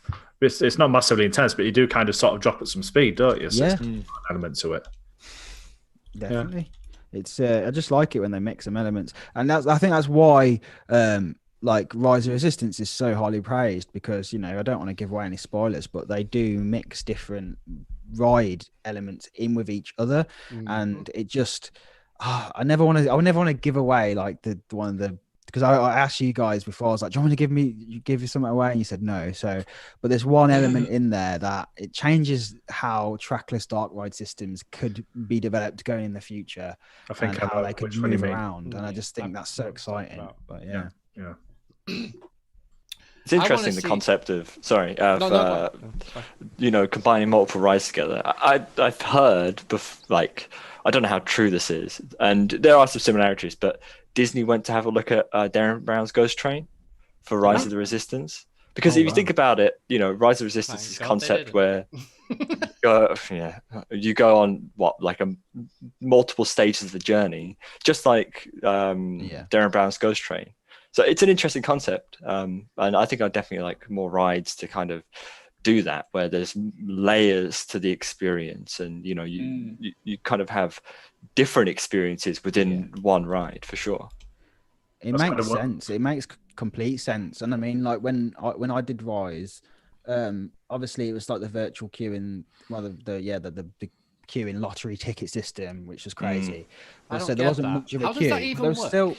It's basically you get in the park at like as soon as it opens, you wait around, and then you just you apply to get the ticket, and then you get it or you don't, basically. So if it's your last day, you've only got one shot at it, you might not get on. Yeah, don't do it your last day. That's basically just try it every day that you're there. Days in case you're not going to get in there. That's what I would say. But why do you have to do that to get on an attraction? Because it's so popular. Honestly, when I went there, it'd been open months, and I got there, and there was like hundreds of people. Even though you don't have to be by Galaxy's Edge to do it, everyone just goes. You can just be in the entrance, can't you? You just have to be on park premises. Yeah, you literally have to be on park premises. Yeah. So, but everyone just crowds down there. But it is a cool atmosphere, and I'm saying this wasn't like any special day. The best, but it was like it's so good. It's such an amazing feeling if you get it, and then you start hearing people like just shouting. Yeah. The best reaction I think I saw to that was in Taylor from Coaster Studios, like his video of him getting his boarding pass when he was at I think it was Disneyland Resort in California he was at, and he vlogged it basically, and like he vlogged his reaction of him and the guys he was with getting the boarding pass, and he was just hyperventilating and the excitement of it. I think at one point it was actually on the floor, and it was like, my lord. I think I think they probably still have that system in place as well, because they have so much issues with it. So I don't think it was meant to be. I personally don't think it was meant to be like that system for ages. But I think because it kept going down, even when I was there, like people were saying it was going down. So I think it's avoid people waiting hours and hours inside the queue. It's probably the best way of doing it. But having the different, like we was going back to I went off on a tangent there. But what I was saying was having that whole process of having different rides through it seemed to get the queue down very quickly as well, because even though you're on the ride, you're actually queuing in a way. You're just getting batched into different areas constantly. So it's an interesting way of doing it. And even though there's a very small queue and I joined it, it swallowed it up very quickly. So I'm guessing, I don't know how many different stations they have, but it seems like they have a lot. Like, I'm not sure entirely. Quite a fair few, I think, by looks of it. Because like you queue up and then you get taken off by different people. Yeah, like groups. Different rooms. So yeah, it must be pretty efficient, but yeah, it's cool. Like I don't know how many they have, but I remember seeing on the new Beauty and the Beast dark ride that they opened up at Tokyo Disneyland. I watched the just the full experience video that a few people put online. That looks really cool, by the way. It does look really good, but like it did look like they could be loading, like somewhere between like 8, 9, 10, ride vehicles at a time. It did look set up that way. It seemed like they could load a lot of guests into a lot of vehicles, simultaneously. So it might. I figure it's the same kind of or similar kind of setup for Rise. Something that I've been seeing Disney do. I think they did it for the opening of Beauty and the Beast, but they've now done it to Rise of Resistance. Is they're putting plexiglass on the actual rides themselves, so they can load. But it takes away from the ride so much, because you're seeing everything behind the screen that gets dirty, and then because there's loads of lights going on, there's like the reflections, and it's kind of like, you're at capacity anyway. Do you really need to do that? Do you need to like mix kind of households on one car? Just split everyone up. It seems so weird to me. I don't understand that. Yeah, it's strange. But just going back to the having two different rides in one ride, I think one of the examples of that we have here in this country is 13. Like, you're in a roller coaster and then you're on a drop tower. Like, it's insane. Like, to actually think that we have that here as well. Like, we can't take that away from what we've got here. We need to remember as well what we've got in this country is pretty sweet. We do. Absolutely. Like Harry said, like Darren Brown, I know it gets a lot of hate, but it's unjust hate. It's a very unique experience. Getting a lot of hate right now. Thanks, Joel. And it works. This is it, right? As I always say with it, if they had waited a few years and done it now, VR technology is so different. But they can now. Still do it now. That's the they point. Could. I mean, they could retrofit a lot of the new VR technology, which would make it a lot more stable and a lot better. But I don't even think, like, if you get a good a good run through on it, it's I think it's a really good. It is. If you do get a flawless run on it, it really is a fantastic attraction. My favorite at Thorpe Park when it works properly. So, and obviously the thing is that it just doesn't really work properly most of the time. And I thought there's really been a hate culture about it. And I think people are just a bit salty that, like, we got this instead of a new roller coaster, but did Thorpe need a new roller coaster back in 2016? Meh, not really. It's the one ride experience that I was really gutted I actually missed out when we went down for the first time this year, because I really wanted to get on that. And I appreciate the fact that there was every chance I wouldn't, and obviously the same with Walking Dead, but at the same time, I really want to experience it. So I'm really hoping we're in a position next year where maybe that might happen. God, I don't know what's going to happen with Darren Brown's Ghost Train. Like, it was a mess before COVID, but in a COVID world, and it's even if it even opens back up again, One of the other rides I'm interested in finding out what's going to happen with is Subterra. Like, I know we've talked about it's gone. It's gone. Dead. We need to get over it, man. I don't know. I think it's got. It's just if they've not been maintaining that building, they're going to have to do so much work work to get it back up to code. I know. Yeah. I know. To actually be usable. I know, Just but it's look- such a shame. Like, Just so you guys know, last time we were down there in Scarefest, there was actually doors open with lights on inside, and I don't know who was in there, but they were doing something. Yeah, they have it because obviously previous years it's been used for scare actors. So I think sometimes I don't know. Great, it's now a canteen. Great, fantastic. Yeah, it's probably got something in there. They sell eggs in there. It's a pretty Nemesis, some caffeine. Yeah. I mean, Scrambled eggs. one year they had one year they had like ScareCon had something going on in there. Like, they just use it for, it's extra room at the end of the day. Like whether or not they've turned it into some kind of staff room, I don't know. Like, but yeah, I really wouldn't hope on that, especially like Project 42. Obviously not this year before.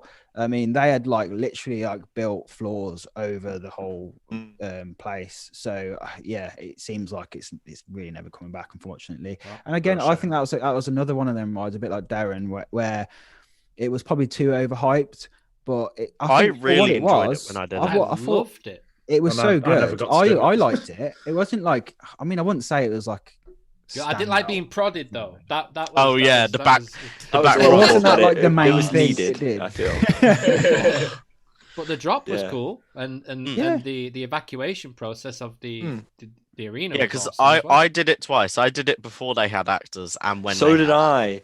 Yeah, the first time I did it, we came out and someone had like a clipboard and was like, "How was that?" And he was like, "Yeah, it was all right." I had the same actually. Yeah, we got questioned after it. Yeah, and then they put in the actors at the end, which made it kind of just felt. It did just give an intense. Yeah. Just the like, first time whoa, you did it with the actors, where you're like, I don't know what's going on here. This is so much different because they ramped it up so much. Even though it's a little section that you have, it just tiny, adds something really like powerful and impactful. It's that running out of the Skirfest.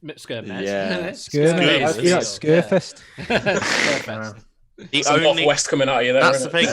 The only kind of real maze that gave me that experience of running out of it was Asylum at Thorpe when it was open. First time I did that. And you don't expect the chainsaw guy to be there. And then he's running at you, literally running at you with the chainsaw. It makes you run.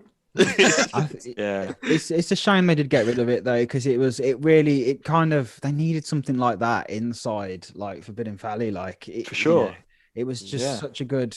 It got like I remember when it opened, and it again Forbidden Valley seemed full again. Like, and it's little rides like that break everything up, and it was just unique. It was very unique. I made a point of going to it on pretty much every visit when it was open. At least, If I was there for a weekend, I'd do it every day I was there, just once.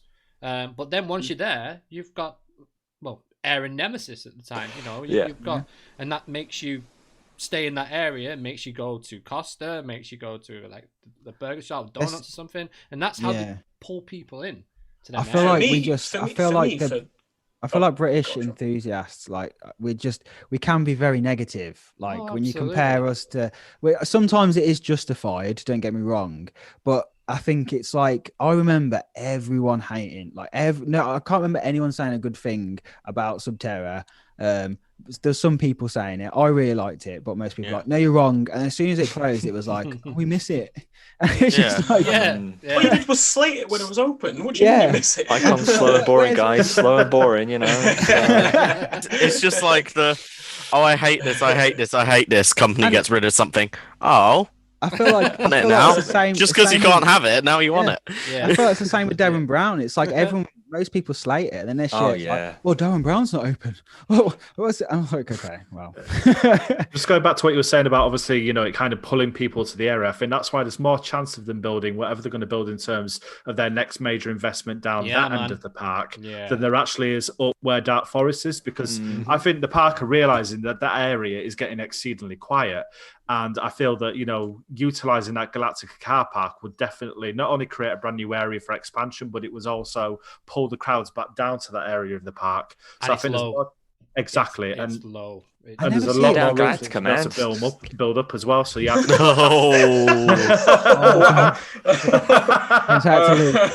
Just rip out the re-theme. Go back to the original thing. That's another thing that I get really pissed off about, right? Is Air and Galactica Like, I always just call it Galactic Air. Galactic yeah. Air. People, I think people are really upset that it changed. But like, what actually changed? They put some new music on it, and they put a portal in it.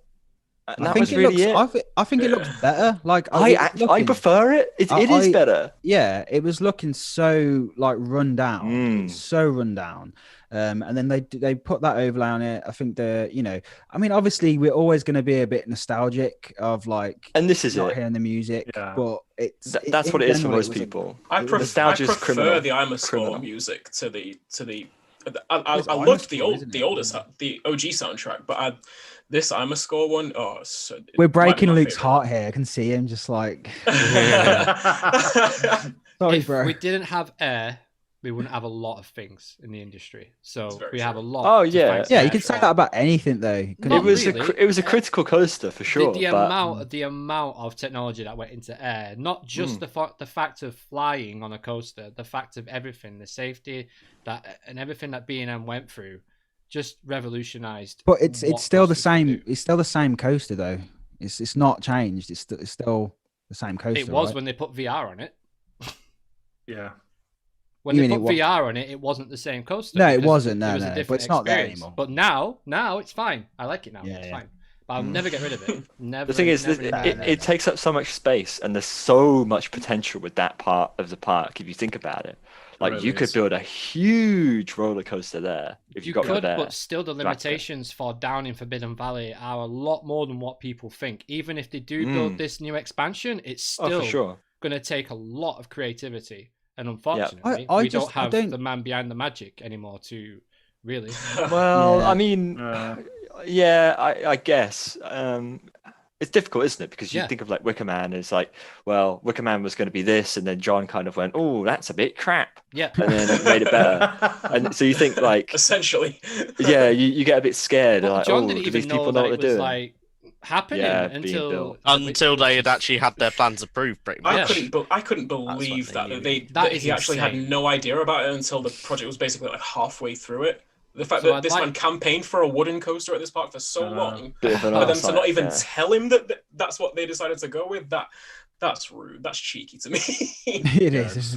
Yeah, but maybe someone who was new to the park didn't even know anything of it, and there people. It changes, doesn't it? I think we have to have faith in these creatives, though. Oh, like, yeah. They're obviously, lead creatives become lead creatives for a very good reason. Yeah, so... exactly. Yeah. It'd just be. I feel like maybe it was like Alton while Merlin saying like, okay, like we've got to move forward. So it is a massive shame. I think the biggest shame was because it was a wooden coaster, and he had been campaigning for that for so long. Yeah, campaigning to bring back John. Also, I think the fact that he redid the layout, I think, is more of a GCI problem, because GCI, if you look at what Wicker Man is, it's very different to every other GCI out there. I don't think the people at GCI were very good at realizing the potential of that area, whereas obviously John, a man who's been working with limitations his entire life, knows what to do with it. Exactly. Well, the only part that he actually redid was the drop. The first two drops. He didn't add all it's the like the only part that he didn't. could, isn't it? They had already started construction for the rest of it, pretty much. Yeah, they'd already done all of the... He basically went into No Limits, did it better, sent it them, and they went, yeah, we'll go with that instead. And then they changed out. Did you see the old one? The old one's garbage. Yeah, it's awful. Like a really horrible... It's a weird drop. Like, it wouldn't have been the same. Wouldn't have done anything. No, Wardley's drops, though, the first drops, especially at Alton Towers, 90% of them, other than Oblivion and 13, curve off a drop. And they get you going. And then it's bam into the layout. Like how does he do it? Like the way they most curve of the time, and then they set up and then a release. It's just most of the time the curve into the drop. But they're not big drops. No. But the coaster builds up so much momentum off them. It's like most of the time they have to do that curve into the drop. When you see Nemesis, because you don't really realize how steep Nemesis first like drop is. No, until the drop off the turn, yeah. When you get yeah, to the it's back. actually like a lot steeper than it looks. It's not until like this year, because obviously we hadn't been able to go into the extended queue for like how many years? Like, so it wasn't until I went back up there now with fresh eyes and saw it, and I was like, that is actually like a way. It's a creeper. It's a creeper for sure. Yeah, you get a bit of airtime on it. The same with Galactica as well on the drop before the final turnaround. That is a lot bigger than you think as well. What I love, I think what John does is the best designers do it, but a lot of the time it's overlooked. It's like he said, he treats it like a film, like a beginning, middle, and end, and that's why I think he always like makes like, maybe not the most thrilling, but the most exciting and fun. Like, I think that's why he is a hit. And there's just a lot of coasters out there that don't just fail to get that very simple thing, which is beginning, middle, end. Like, you get some that are just like all about the beginning, or just all about the finale, or just have a crap finale. So, and if you look at Stampeder as well, the way that you've got the interaction between the two trains, the way they kind of swings around, it kind of. That's a prime but it's a prime example of kind of how he's really thought about what the coaster and the ride is actually doing throughout the layout, and not just a case of boom off the drop, da da da da da, break, run, done. He's really taken every aspect of that ride into consideration, and you can also see that throughout a lot of his UK ones, as you said as well. So Megaphobia is a great ride. Like, I really hope you get to go on that, man. It's that's on my 2021 list. We'll be going down there next year, I guarantee it. So it's a good coaster. I want to get on speed as well. Speed's good. The airtime machine.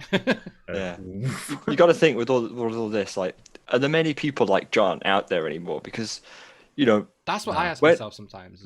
When people theme parks go to companies to get roller coasters, I don't think it's normal convention for them to be like, I want this layout. The roller coaster manufacturer will go, here's what we could do with your land, and then they go, yeah, sure, which is like what Wicker Man, right? GCI went, oh yeah, we could do this, and then Towers went, sure, because they don't know anything about designing roller coasters, and most theme parks don't. But then John was this kind of to quote like Apple, where you've got that layers of integration all controlled by Apple. It was the same thing. John controlled, the theme, the layout, and the coaster, so that he could do everything and make it all work togetder perfectly. And I don't think we're really gonna kind of get that from these. And then through his vision, and he'll collab with the likes of a B&M or a GCI for Towers instead of exactly. There's not many other parks that have been like, B&M just stick to what they know. Like, they're just like, we know how it works. Like, they're coming out the box a little bit now, Like, it's definitely not. I wouldn't say I'm not slating B&M, because what they do is good. It's if you want a coaster that's going to have amazing throughput, does what it says on the tin, and works. Works. Keyword is works. Works. Many manufacturers don't work. Intamin, RMC. Oh no. Sound a bit there, the fact that John, but then again, with Intamin and RMC, they're trying new stuff, which hasn't been tested, hasn't had that reliability, whereas B&M is still using tried and tested stuff, but which is just gonna work. If you're a theme park though, and you want an investment that is going to pay off, you're going to go with like B&M if you can afford it, because you go with B&M.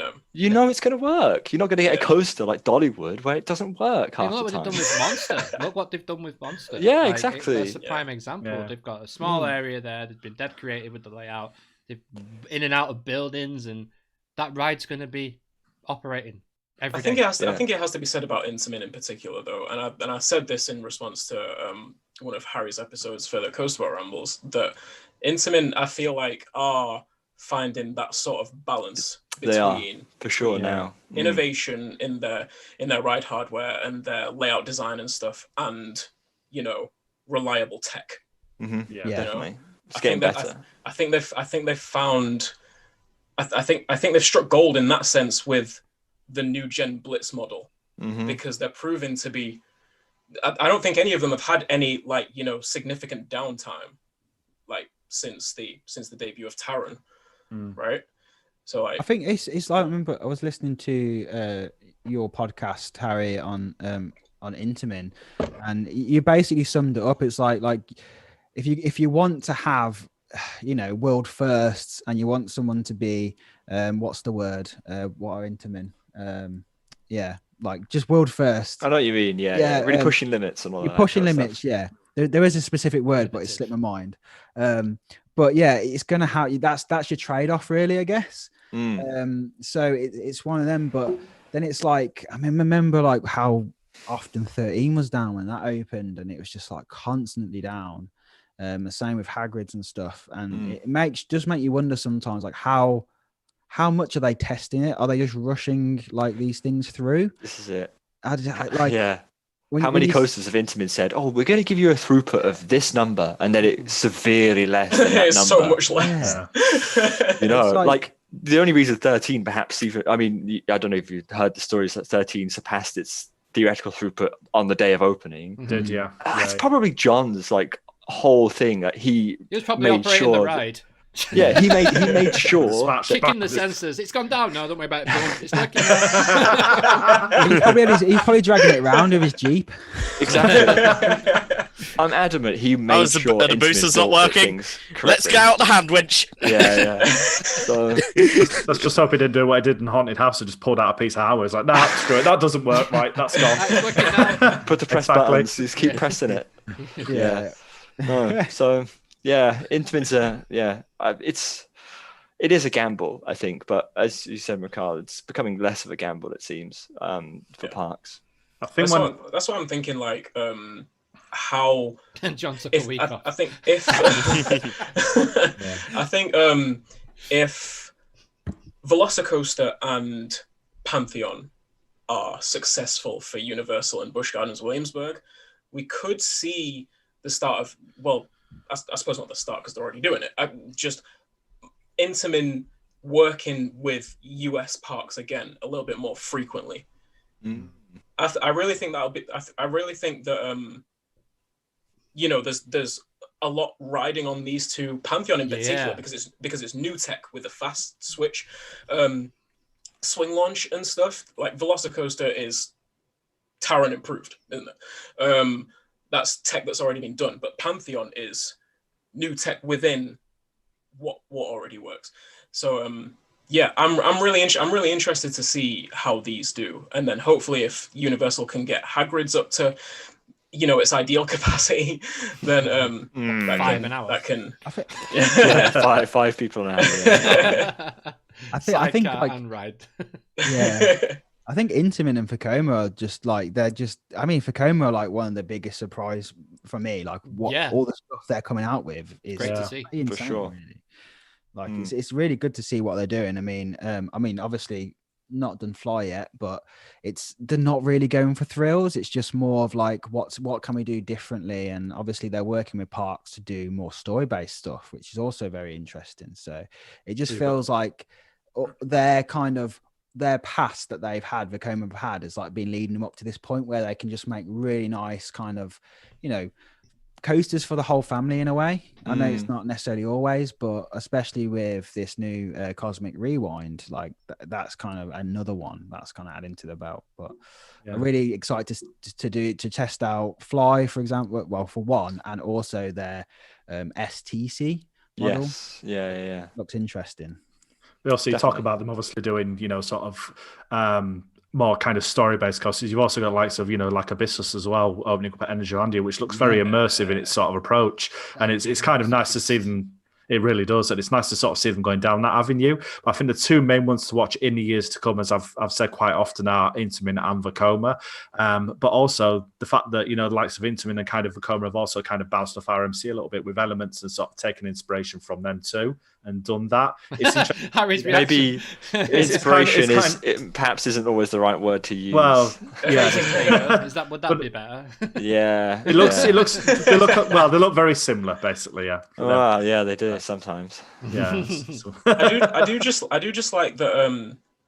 You can tell that the likes of Intamin and Vekoma, they got in younger designers and younger layout designers who have ridden a lot of newer coasters, like the likes of, I can't remember his full name, but Benjamin at Vekoma and Camille Bilson at Intamin. you can tell they're really well in tune with what's working For and sure. what's popular right now. Yeah. And you What know, stands the out. likes of the likes of them being a very current influence on how, you know, the likes of Vekoma and Intamin are designing coasters. I think it's a very good thing moving forward. Definitely. Yeah. Very good. And it's really interesting just to see like on that as well is the fact that it's really apparent obviously that Intamin with some of the elements they're making are inspired by like RMC, but surely that's everyone keeps saying that as like as a bad thing, but surely that's a good thing. Like It's a good thing. It's not a bad thing at all. it's not a bad No, thing, definitely but not. I'm just like that's what we No. need to see is like, you know, we've had a bit of a stagnant. It's been a bit stagnant over the years, but now we're seeing people get, you know, Picking back up everyone's again. inspiring each Resurgence, other, yeah. and I think that's can only make better coasters going forward. It's good for us. It's all just I mean, competition, isn't it? It's all just competition and manufacturers taking inspiration from each other. I mean, I do think there is a competitive element between these manufacturers. You know, we had Definitely. the coaster wars, but we had between parks. You know, back in 1994. the 80s Yeah, and literally. 90s, and what resulted was 94. Yeah, You're the roller coaster. I think there's a coaster war within manufacturers as well that maybe doesn't get talked about as much. Yeah. And I think it's a great thing for manufacturers to have this competition between, or like competitive sort of element between each other. It's great for And like us. you, and It's like, definitely and like you great said, for Oh, us. yeah. like we're the winners. Yeah, We're yeah. the winners. It's like who could come up with the most, you know, most innovative, most, you know, sort of new kind of visions of things, who can change things up a bit. And as you said, you know, not only is it good news for enthusiasts, but it's also good news for, you know, general public as well, because it means that everybody's getting these brand new, stylized, different ride experiences that you will not have had before. It's really, really good overall. So it's going to be interesting to see what happens in the next 10 years with this industry. I'm really excited. Like, to be honest. it's a very exciting time to be an enthusiast with everything. I know we've got this whole horrible pandemic going on, but that aside, what's actually happening in the industry, what's being created, what's being put on the drawing board now for years to come is what's going to be absolutely so interesting to find out what's going. And it'll be interesting to see what that's going to be, and where that's going to be. It's just going to be really interesting to see how manufacturers keep innovating, because I mean, I think we're way past the days of, you know, having the tallest, the fastest, the longest, the steepest, all of those. They're going back to Harry and it's all about them hypercoaster records, right? Yeah, man. I was about to say. Steel Vengeance, 11 garbage records or something. Yeah, sure. 30 seconds of airtime. Hopefully we'll get away from the tallest hyper RMC on a Tuesday when it's 30 degrees outside. I love that. And everybody's eating apples in the queue. You know? Yeah. It's like the first horror film based coaster. It's like what next? The first rom-com when the director's coaster. Lionsgate. Like what? I think that also as well. No, go on. Sorry. Go on. You're right. Go on. No, just one last thing. I think that, you know, like a lot of manufacturers have also now realised that throughout their layouts that there has to be more than just one main focal point, as you said, like, you know, either just a big drop or a single style of inversion. I think they've kind of realised that there has to be far more to it. There has to be a lot more, you know, kind of contributing elements to that. And as you said, that just builds on the experience and gives a better ride experience overall. Oh. So. Yeah, I think that's the one thing. I think when they did Smiler, they realised by putting like, I mean, I wouldn't call it, I don't know if you'd call it a weenie, you know, like, you know, in the centre of a park. Yeah. Well, it is though. It kind of is, isn't it? It's like for a ride, do we need to have like the biggest drop or whatever? But actually, if we like, I mean, Smiler itself is kind of a weenie because it's just so crazy to look at and it just draws attention. But then they followed it up with Wicker Man, with Big Bob, and it blows it. It makes so many more opportunities now rather than going, okay, we've got to do this crazy kind of. Seems to be a very Merlin thing to create this one giant theming structure. Yeah. Like, obviously some parks will take a very different approach to things, and there's swings and roundabouts, right? Like, if you theme the whole area very nicely, like Terran, you know, I wouldn't say there's one specific part of Terran that everyone looks at.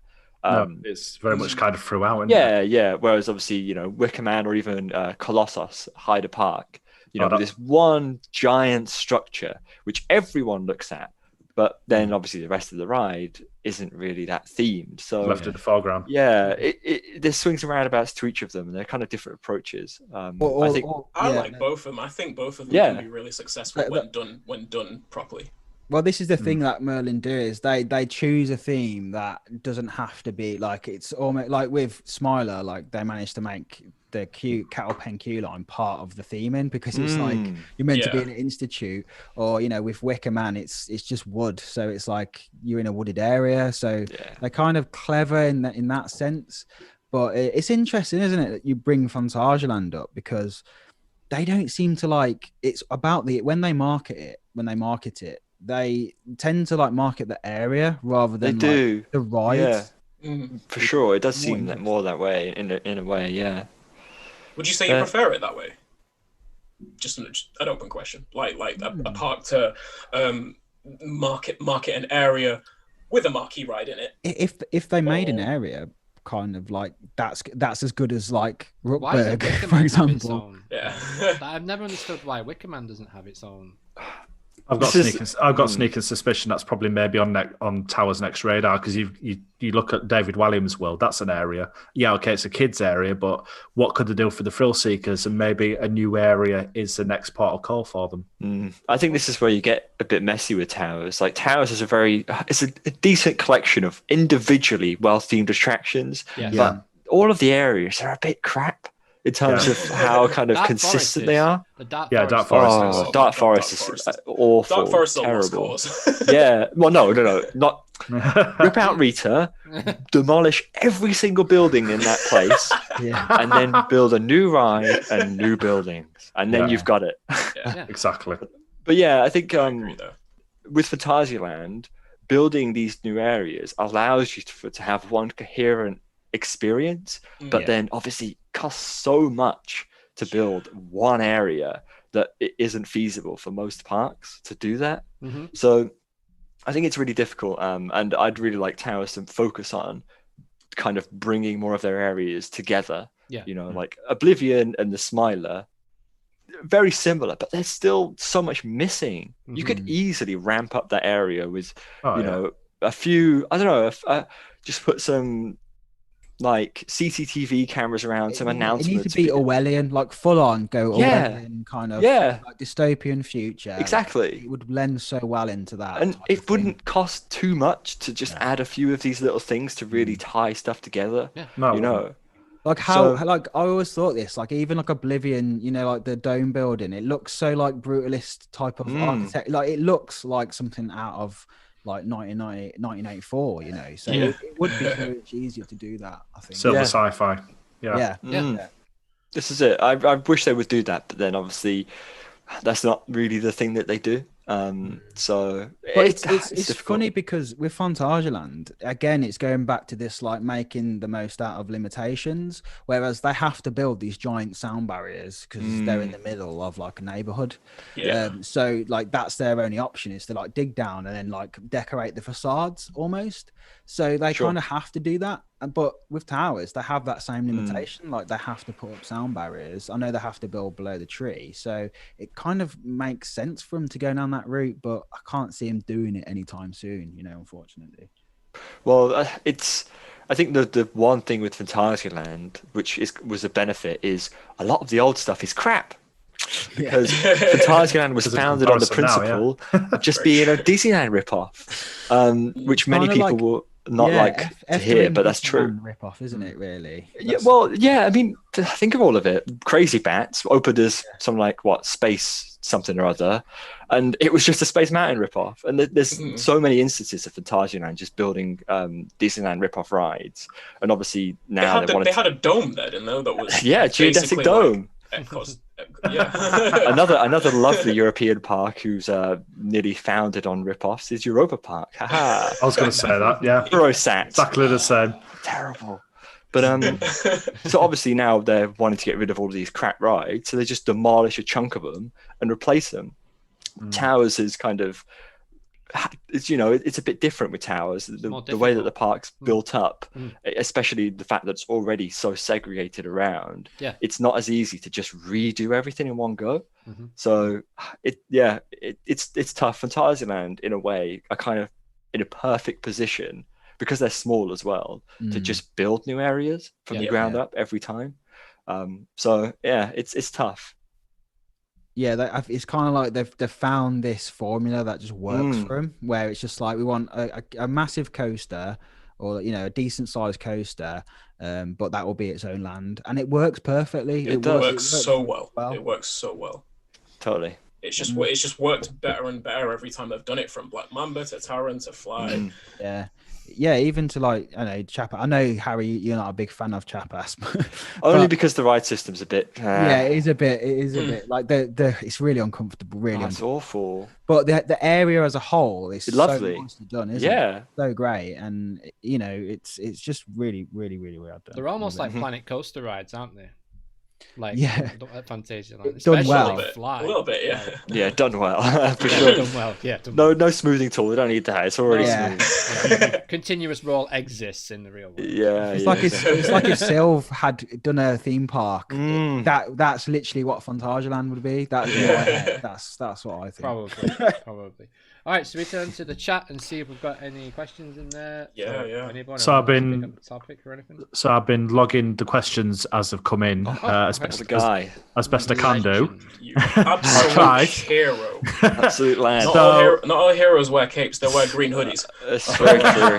And the toaster, So I think roughly got about 7 questions, I think, so far has come up in the chat in the last sort of nearly 2 hours. So I'll start with one by Stubwood. It's Coasterbot and everyone. Can you remember your first coaster? Love to know. So who wants to take that first? Mine was Nick Streak, and it was called the roller coaster at the time. Mine was Klondike Old Mine at Drayton Manor. It's called Mine, but everyone called it Old Mine. Really? Yeah. I've been on that, but I can't remember it. It was so rough. Yeah. I did that because that looked less intimidating to me than Shockwave, so I did that first. Oh, yeah, and then I did guess. Shockwave. Hi, all right, Kieran, how you doing, man? Kieran's in the chat. Kieran. Hello. Mate. Hey, Kieran. But anyway, Joe, what was yours? Have you said yours? You've not said yours. No, mine was the dreaded Ultimate at Lightwater Valley. So that was my first major coaster. That was your... it's an experience. Was that your first major one, or your first one overall? My first major one. My first one was a Ladybird, basically. Oh yeah, first. Yeah, I didn't know. Okay, I didn't know we were saying first coaster because obviously surely it would be like a wacky. Mine was the in that case, sorry, it's a caterpillar Ladybird. coaster, the wacky worm at Rill. That was my first one. I was gonna say there's no way I'm remembering my first ever coaster, but my first looping coaster was Corkscrew at Flamingo Land. Awesome. Yes. Yeah. Went on that and then there's James. So probably did go on like a wacky worm, but first major coaster was Stealth. That's pretty crazy. Hell of a way to start. So, and my brother's first major coaster was Rita. So, Ooh. Wow. Lovely. I don't know what my first coaster is. I used to live really close to Drayton Manor, and we'd go like every week or two, because it was season passes. So I think Super Dragon, or the Dragon, or whatever it's called, was probably my first. But I've loved coasters forever. There's never been a time that I've disliked roller coasters. So Same. Wherever there's been one, I've ridden it. So I'm not really sure what my first major one is, because as soon as I was tall enough, I would have rode everything. So. Like the first time I went to Flamingo Land was the first theme park or amusement park I ever went to, and the first time I went, I was 3 years old. So for all I know, I could have gotten on Go Gator when I was 3. Exactly. This is it. Who knows? I can't remember.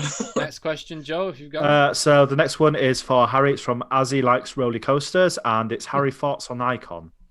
Good. It's a good ride. People, what? I don't know. Here we go. Here's another opinion. People don't like Icon, and they're stupid. Yeah. If you don't like Icon, you're stupid. What's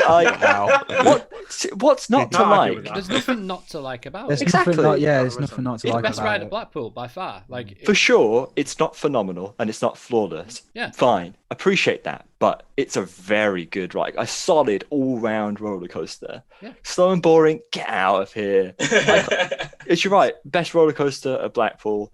I love it. Definitely one of the best roller coasters in the UK, and I really like. Sometimes you could appreciate other people's opinions. I cannot appreciate the opinion that Icon isn't very good. No, Yeah. I completely agree. Yeah. I think there's you always see this exactly the trend, same. don't you, of people just like Hating. because everyone else likes it, I'm gonna hate it. Yeah, I've got to hate it now. People do just love jumping on bandwagons like that, and I've got no Stupid, time for man. it. I'm just like, form your own. What I love Yeah. about like it though it, is that they say just they hate it, and then you see the same people posting, "Oh, it's been on Icon," "Oh, I'm missing Icon," and then it's like, which one is it? Yeah. You know? Exactly. It was slow last week. I will How say, many beers did I'm you have more- the night before? Yeah. Like, I mean, I can't deny though. Like Luke, you said this. Like, yeah, if you get it's on slow it in the morning. It is slower. Oh, in it the is. morning. It is a It bit is, weird. totally. Like, it is very weak, but that's the beauty of coasters is they warm up. Hey, you Chris, get on what's it, going on? And it's amazing. Like, it's just fun. It's fun. You know. Hey, Chris. Hey, man, you're right. Oh. Right, So- next. Next one is from Stubwood again. Is the Grand National 1 or 2 creds? Oh God. I'm gonna say 2.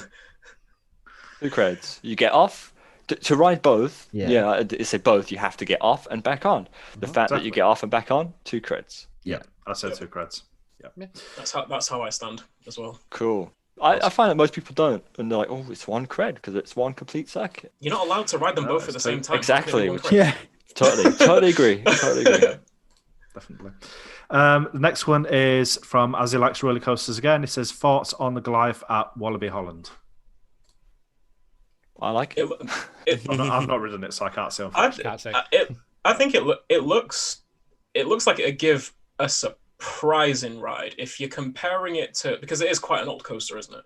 Like if you're comparing it to the things we see, that we're seeing now, namely Wallaby Belgium, Saint Timon Mega, you might look at Goliath and think, it's maybe not as good, and then you might ride it and think, oh, there's actually surprising moments in there. I don't know, I've never been to Wallaby Holland, but yeah, it's I loved it. Like that was when I was saying to you, Harry, before we started streaming, like when there's when I was doing vote coasters and some prizing ones, mate. Top Goliath ended up being like a top 10 coaster for me, and I'd never would have thought that, but by comparing it to everything else I've done, it ended up getting up there. And yeah, I loved it at the time, but I just didn't realize it was going to get into my top 10, and it ended up. Yeah. It's got some really good elements on it. Like all of the airtime is like fantastic, really good. Obviously, but then it's mixed with a few of those S hills that don't really do anything, and the long helixes which are forceful, but then I don't really want to be pushed into my seat for like 5 seconds in a row. It's a bit, Yeah. So, but then obviously it starts so well with that airtime hill and the Stengel dive, whatever it's called, and then ends so well with the Three Stengel Bunny dive Hills. looks really fun. It is.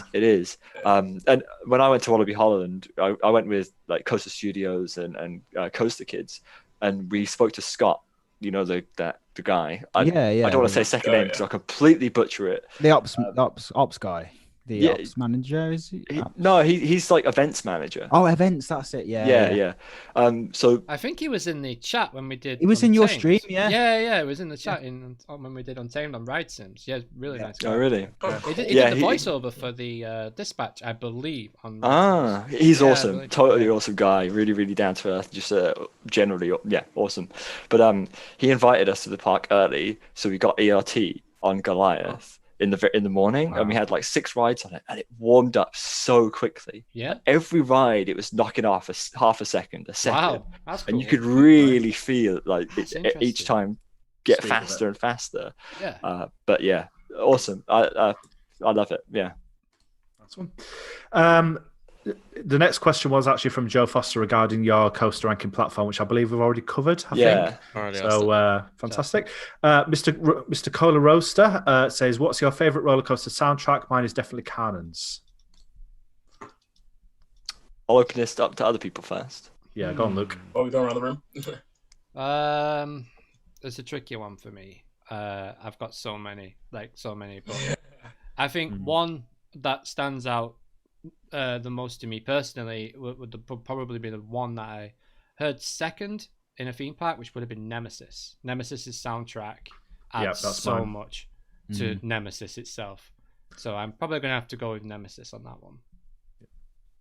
I can't think. I literally cannot. There's like, so many. There's I'm Helix, a huge- Icon.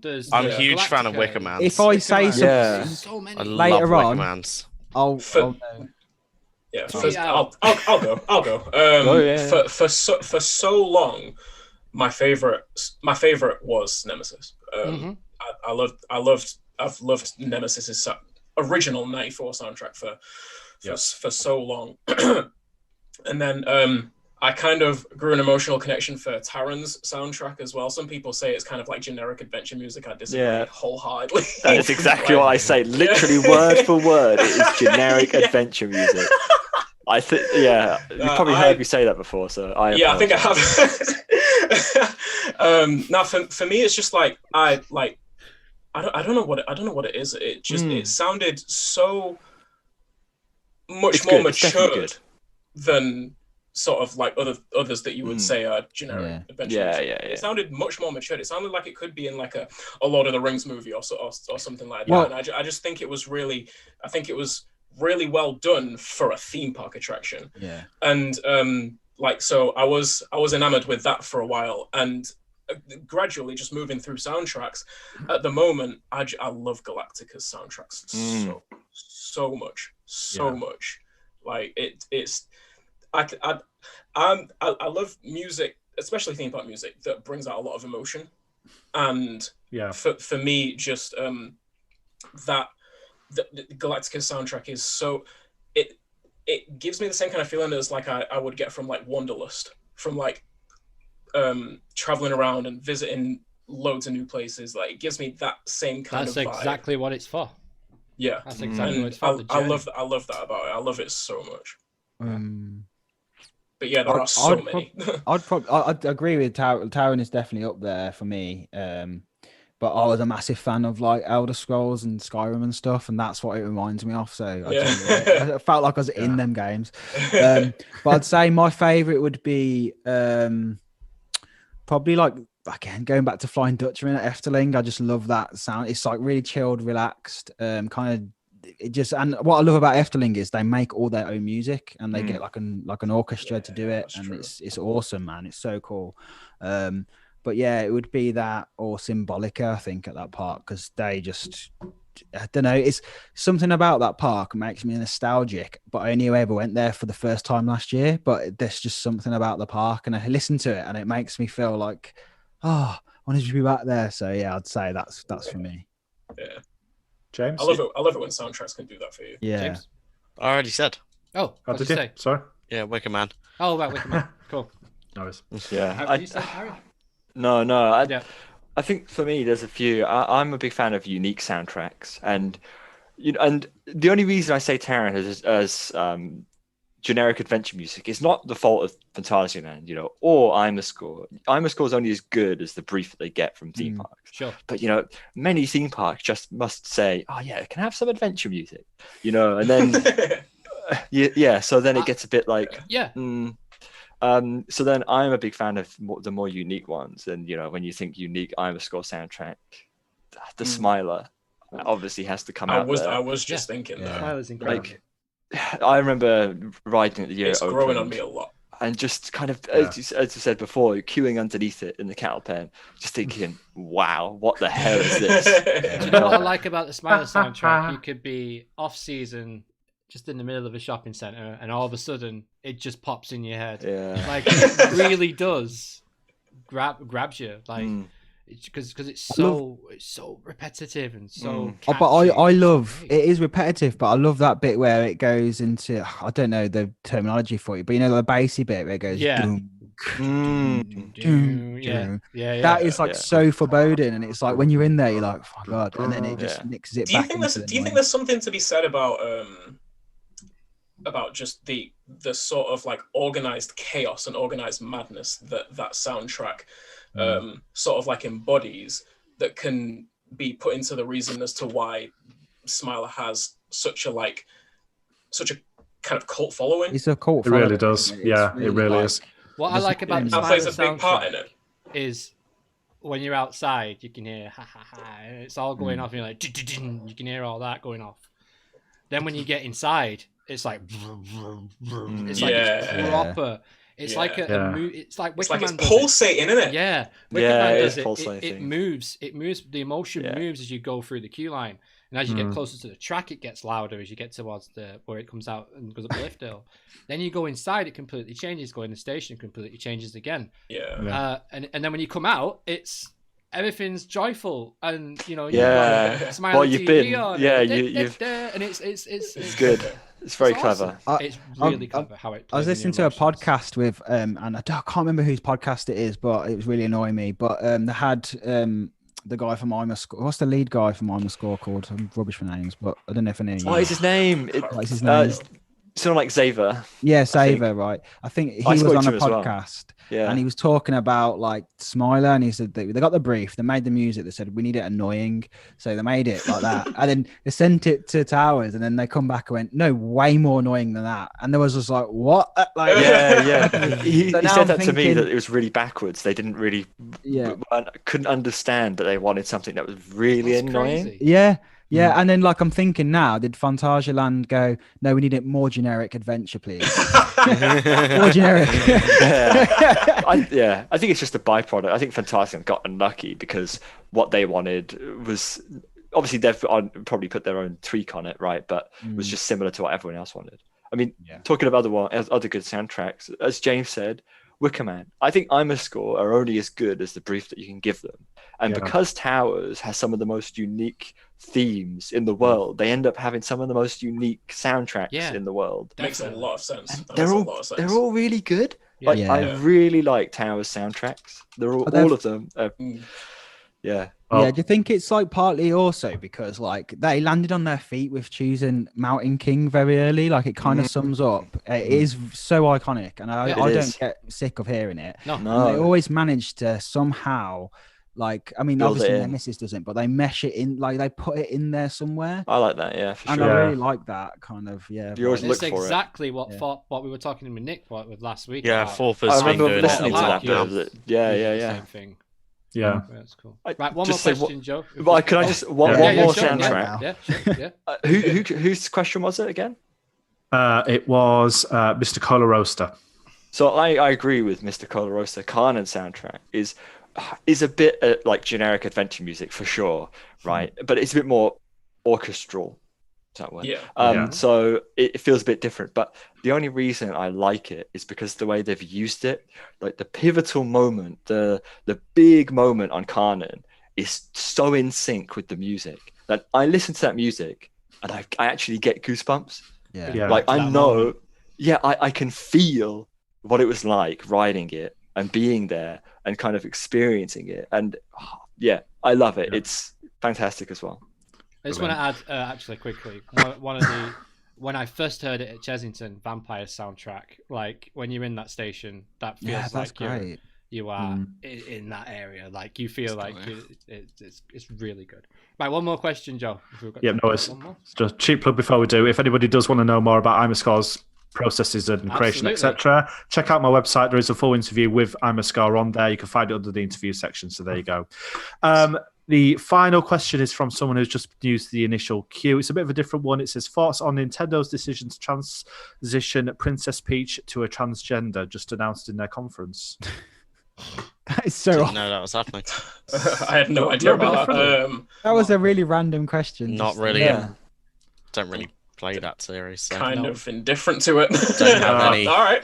Cool. Yeah, Yeah. each their I mean, own. you've got to Crack keep on. things diverse, haven't you? So at the end of the day, you know, if that does mean that they bring that diversity into the franchise, so be it. Yeah, fair. Yeah, yeah. Changing world, and they've got to move with the times. So, and that's everything. Absolutely. So, Harry, have you got anything else you would like to add? New merch, maybe? Ha ha ha ha! You want some new merch? It's all yeah. behind me. Yeah, I mean, we've been working hard on some new merch. I think one of the things that people Struggles to get it. I There you know, go. have been loving is this Wicker Man card. Yeah. That is amazing. Designed by Zoe. Even the whole idea was Zoe's idea. Very good idea. The other card was my idea, and that sold less because it's not as good. But yeah, enthusiast cards. You know, you don't want to give roller coaster nerds generic cards. You want to give them a card that they'll appreciate. And you know, who doesn't appreciate Command not liking the festive season? So, but yeah, I mean, we've worked hard, and we were talking about it just before we came on. But we handle all of our merch, so everything is done by us. So we're the ones who put it, you know, in the envelope and ship it to you. So you'll always know that you're getting quality stuff, because I wouldn't let it leave this room if it wasn't good enough, you know. And that means it's cheaper as well, and we can make sure things are on sale and all of that kind of stuff. And you know, like we got bundles this year. We wouldn't be able to do a bundle that cheap if we weren't in control of all the merch. So if you're interested, you know, like pin badges, you like posters. I mean, we got some cool posters. Mikhile bought them, didn't you? I did. Yeah. Some Nice. cool posters of track. Yeah, I like them. Again, I designed the initial one, and then I told Zoe to make it because she's an artist and I'm not. So yeah. But so I don't have any frames for them, otherwise I would have put them up on my wall by now. But still waiting to get some frames for them. I had to buy some frames specifically for mine. But I saw Ryan's post today, Ryan Nixon, and like his pin, and I just love I hadn't seen it before, but I love the fact that you have the pin set and then they have the different color background on them. I just love that. Like I don't have it on me, detail but yeah, there you go. good. So you got all the 4 pin colors. Yeah. We definitely try our best to think about, you know, how it will look and all of that kind of stuff. So if you're interested, you know, coasterbot.com, there's a store on there. Description. It's in the description, guys. So make sure look you at check this. it out. It's sorted it all out. But yeah. I got one more question. I pitched this to the guys, and I think Sean liked it as well. Just because from your podcast, because of the question that you always ask when you have guests on. Oh God! Turn it right around here. This is rude. For you, if you had free reign to create any coaster, any type, any model, any manufacturer with any theme, what would it be? You would have thought that I would think about an answer when I give, you know, the question, or Zoe, me give the question out to people. I have never thought about this question in my life, which is awful. I won't pressure you. Okay, so I know what coaster I've had actually, because I have spoken about this before. I would have an infinity coaster, because I like them, they're versatile. I would put a vertical lifter on it, and then a launch midway through. Mm-hmm. That'd be cool. So then, you know, you have that, you have an experience of a first drop, but then you also have fantastic pacing, because it's, you know, as soon as you start getting slow, boom, second launch. The theme, Coasterbot, right? yeah, theme it to like gears and cogs and all of that, you know, giant cog that's rotating. A massive your cog as the power. wheel. Yeah, Just go straight through it. Yeah, exactly. Steampunk industrial style. Coasterbot portal. Yeah. Through the launch. That'd be epic. I don't know. And this is what I hate, because I would love like a towers kind of theme, which is completely out there, something really unique that's never been done before. But I'm not smart enough to do that.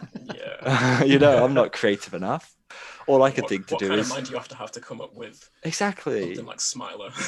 Yeah. All I could think to do is I'd like the drop to be enclosed, like Kalanen, basically. I think it adds a lot of value to kind of the immersiveness. But I'm afraid that's as good as an answer as I can give. Yeah, you're a delegation guy, like the Planet Coaster thing you did, where you kind of just project managed it and brought everything together. Hell yeah. That's me. Project management, man. Yeah. This is it. I've got visions for stuff, but a lot of the time, I don't feel like I'm good enough to be able to see my own vision through. You want to bring other people in for the creative execution. So with the Planet Coaster stuff, I was able to look at the area we had on a macro scale. You know, I want this mountain, and it'd be really cool to have this ride interact with that ride, and how we're going to pull this off. And then, I was like, all right, you do this, and then get back to me, and we'll see what it looks like, and we'll then move it forwards. And it was just kind of that. Obviously, I built the coaster because it's the only thing I actually enjoy doing in Planet Coaster, even though most coasters are really hard to build and make actually smooth. But the spinning coaster is okay. You can make it look and feel like okay. So Yeah. I thought, yeah, I'll go with that. Good choice. But yeah, delegation Good. is It was- key to success. CoasterBot wouldn't be what it is now if I didn't delegate, because I've been able to focus most of my effort on the videos. Everything, the video side of thing, editing, obviously voice, is me. So I edit every single video, but then I write all the scripts as well. But there's multiple people who are checking them and reading through them, and obviously that increases things drastically. Andrew or Joel Absolutely. will say, oh, that's a bit crap. What about this? Or we should include this point. So that's good. And then Zoe does most of the social media stuff, the podcast. I don't have time to do a podcast. That wouldn't exist if Zoe didn't do it herself. So, people think that I'm the one doing everything. They're wrong, completely wrong, always wrong. Like CoasterBot is very much now a team effort, and I only do kind of the original stuff, which is making the videos. Everything else is collaborative, completely collaborative. So It's fantastic. Well, congratulations for having such a great team around you, dude. I know. It's best way a to pleasure to work with, to make videos and work with all these people. And they're just great. Even like Joel on the Discord, he runs the whole of our Discord server, and he's really good at it. Wow. Yeah. So it's Brilliant. absolute pleasure. And all of these people who work on CoasterBot, obviously so is my girlfriend. So, but everyone else is really close friends of mine. And I think Aaron, the first guy who kind of joined the team, he was watching one of the first live streams and was like, "Oh, you keep getting facts wrong in your videos." And I was like, "Oh man," and he really pissed me off. It's like, this is wrong, that's wrong. So I was like, "All right, mate, do you want to just read the script before I make the video?" He's like, "Yeah, sure." So then obviously he came on board and fact checked things. So I got lucky, with the people that got involved. It's been a pleasure to be in the position. We were saying this last week with Nick, weren't we? Just like like things like this are always bigger than just one person. Like it always takes a team of people or multiple teams working together to put together things that are greater than the sum of its parts. Definitely. So yeah. And then just to speak about teams, bit of an announcement I'd like to make. I am now part of Virtual Towers Online, part of the Immortal Media Studios. So I'm now helping to build Virtual Towers Online with Pete, Gav, Dave, Tom, everybody else. It's been awesome. For a week and a half now I've been at it, and guys, it's going to be incredible. So yeah, I can't say anything because I'm not allowed Round to. of applause for Luke. Yep. Yeah. But I'm helping develop the game, Awesome, which man. is mind blowing, Amazing. and it's fantastic timing as well because obviously with furlough and all that, so it's cool. Another quick announcement: next week on the show we have Kieran on, Kieran Adams, who obviously does a lot with Thorpe, with Jack Silkstone, and Chesington as well. Fantastic guest next week, so that's going to be amazing as well. So make sure you tune in for that. But yeah, is anybody else as well. wanna say Does some anything? really good work. Yeah, Yeah, really it does. amazing. It's going to be interesting to speak to Kieran. It really is. Anybody else want to say Oh anything? god, two videographers in one call together. Let's get more RGB and I'll be fine. I'll fit right in. We'll just mute you, Sean. We'll just keep you muted for that. That's going to be cool. But yeah, anybody want to say anything else? No. Thanks for having me on, man. You're welcome. It's been a pleasure chatting to you fellas. It's been awesome. Hopefully you'll come on again in the future as well. Totally. Good stuff, man. It's been awesome to me, man. I've been in, really is. Sorry, I just saw Gab's comment. I can go to sleep now. Night, Gab. He's waited all night for that. Yeah. Just like it was awesome to finally get to chat to you.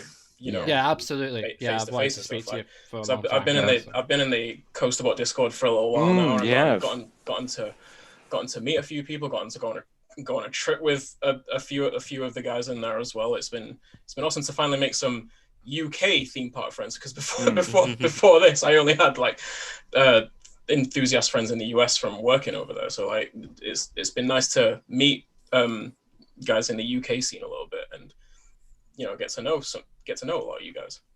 Yeah, It's been nice. Likewise. So that's a testament to say how like friendly and welcoming, obviously, the CoasterBot Discord is as well. So yeah. We Go on, try Joe. our best.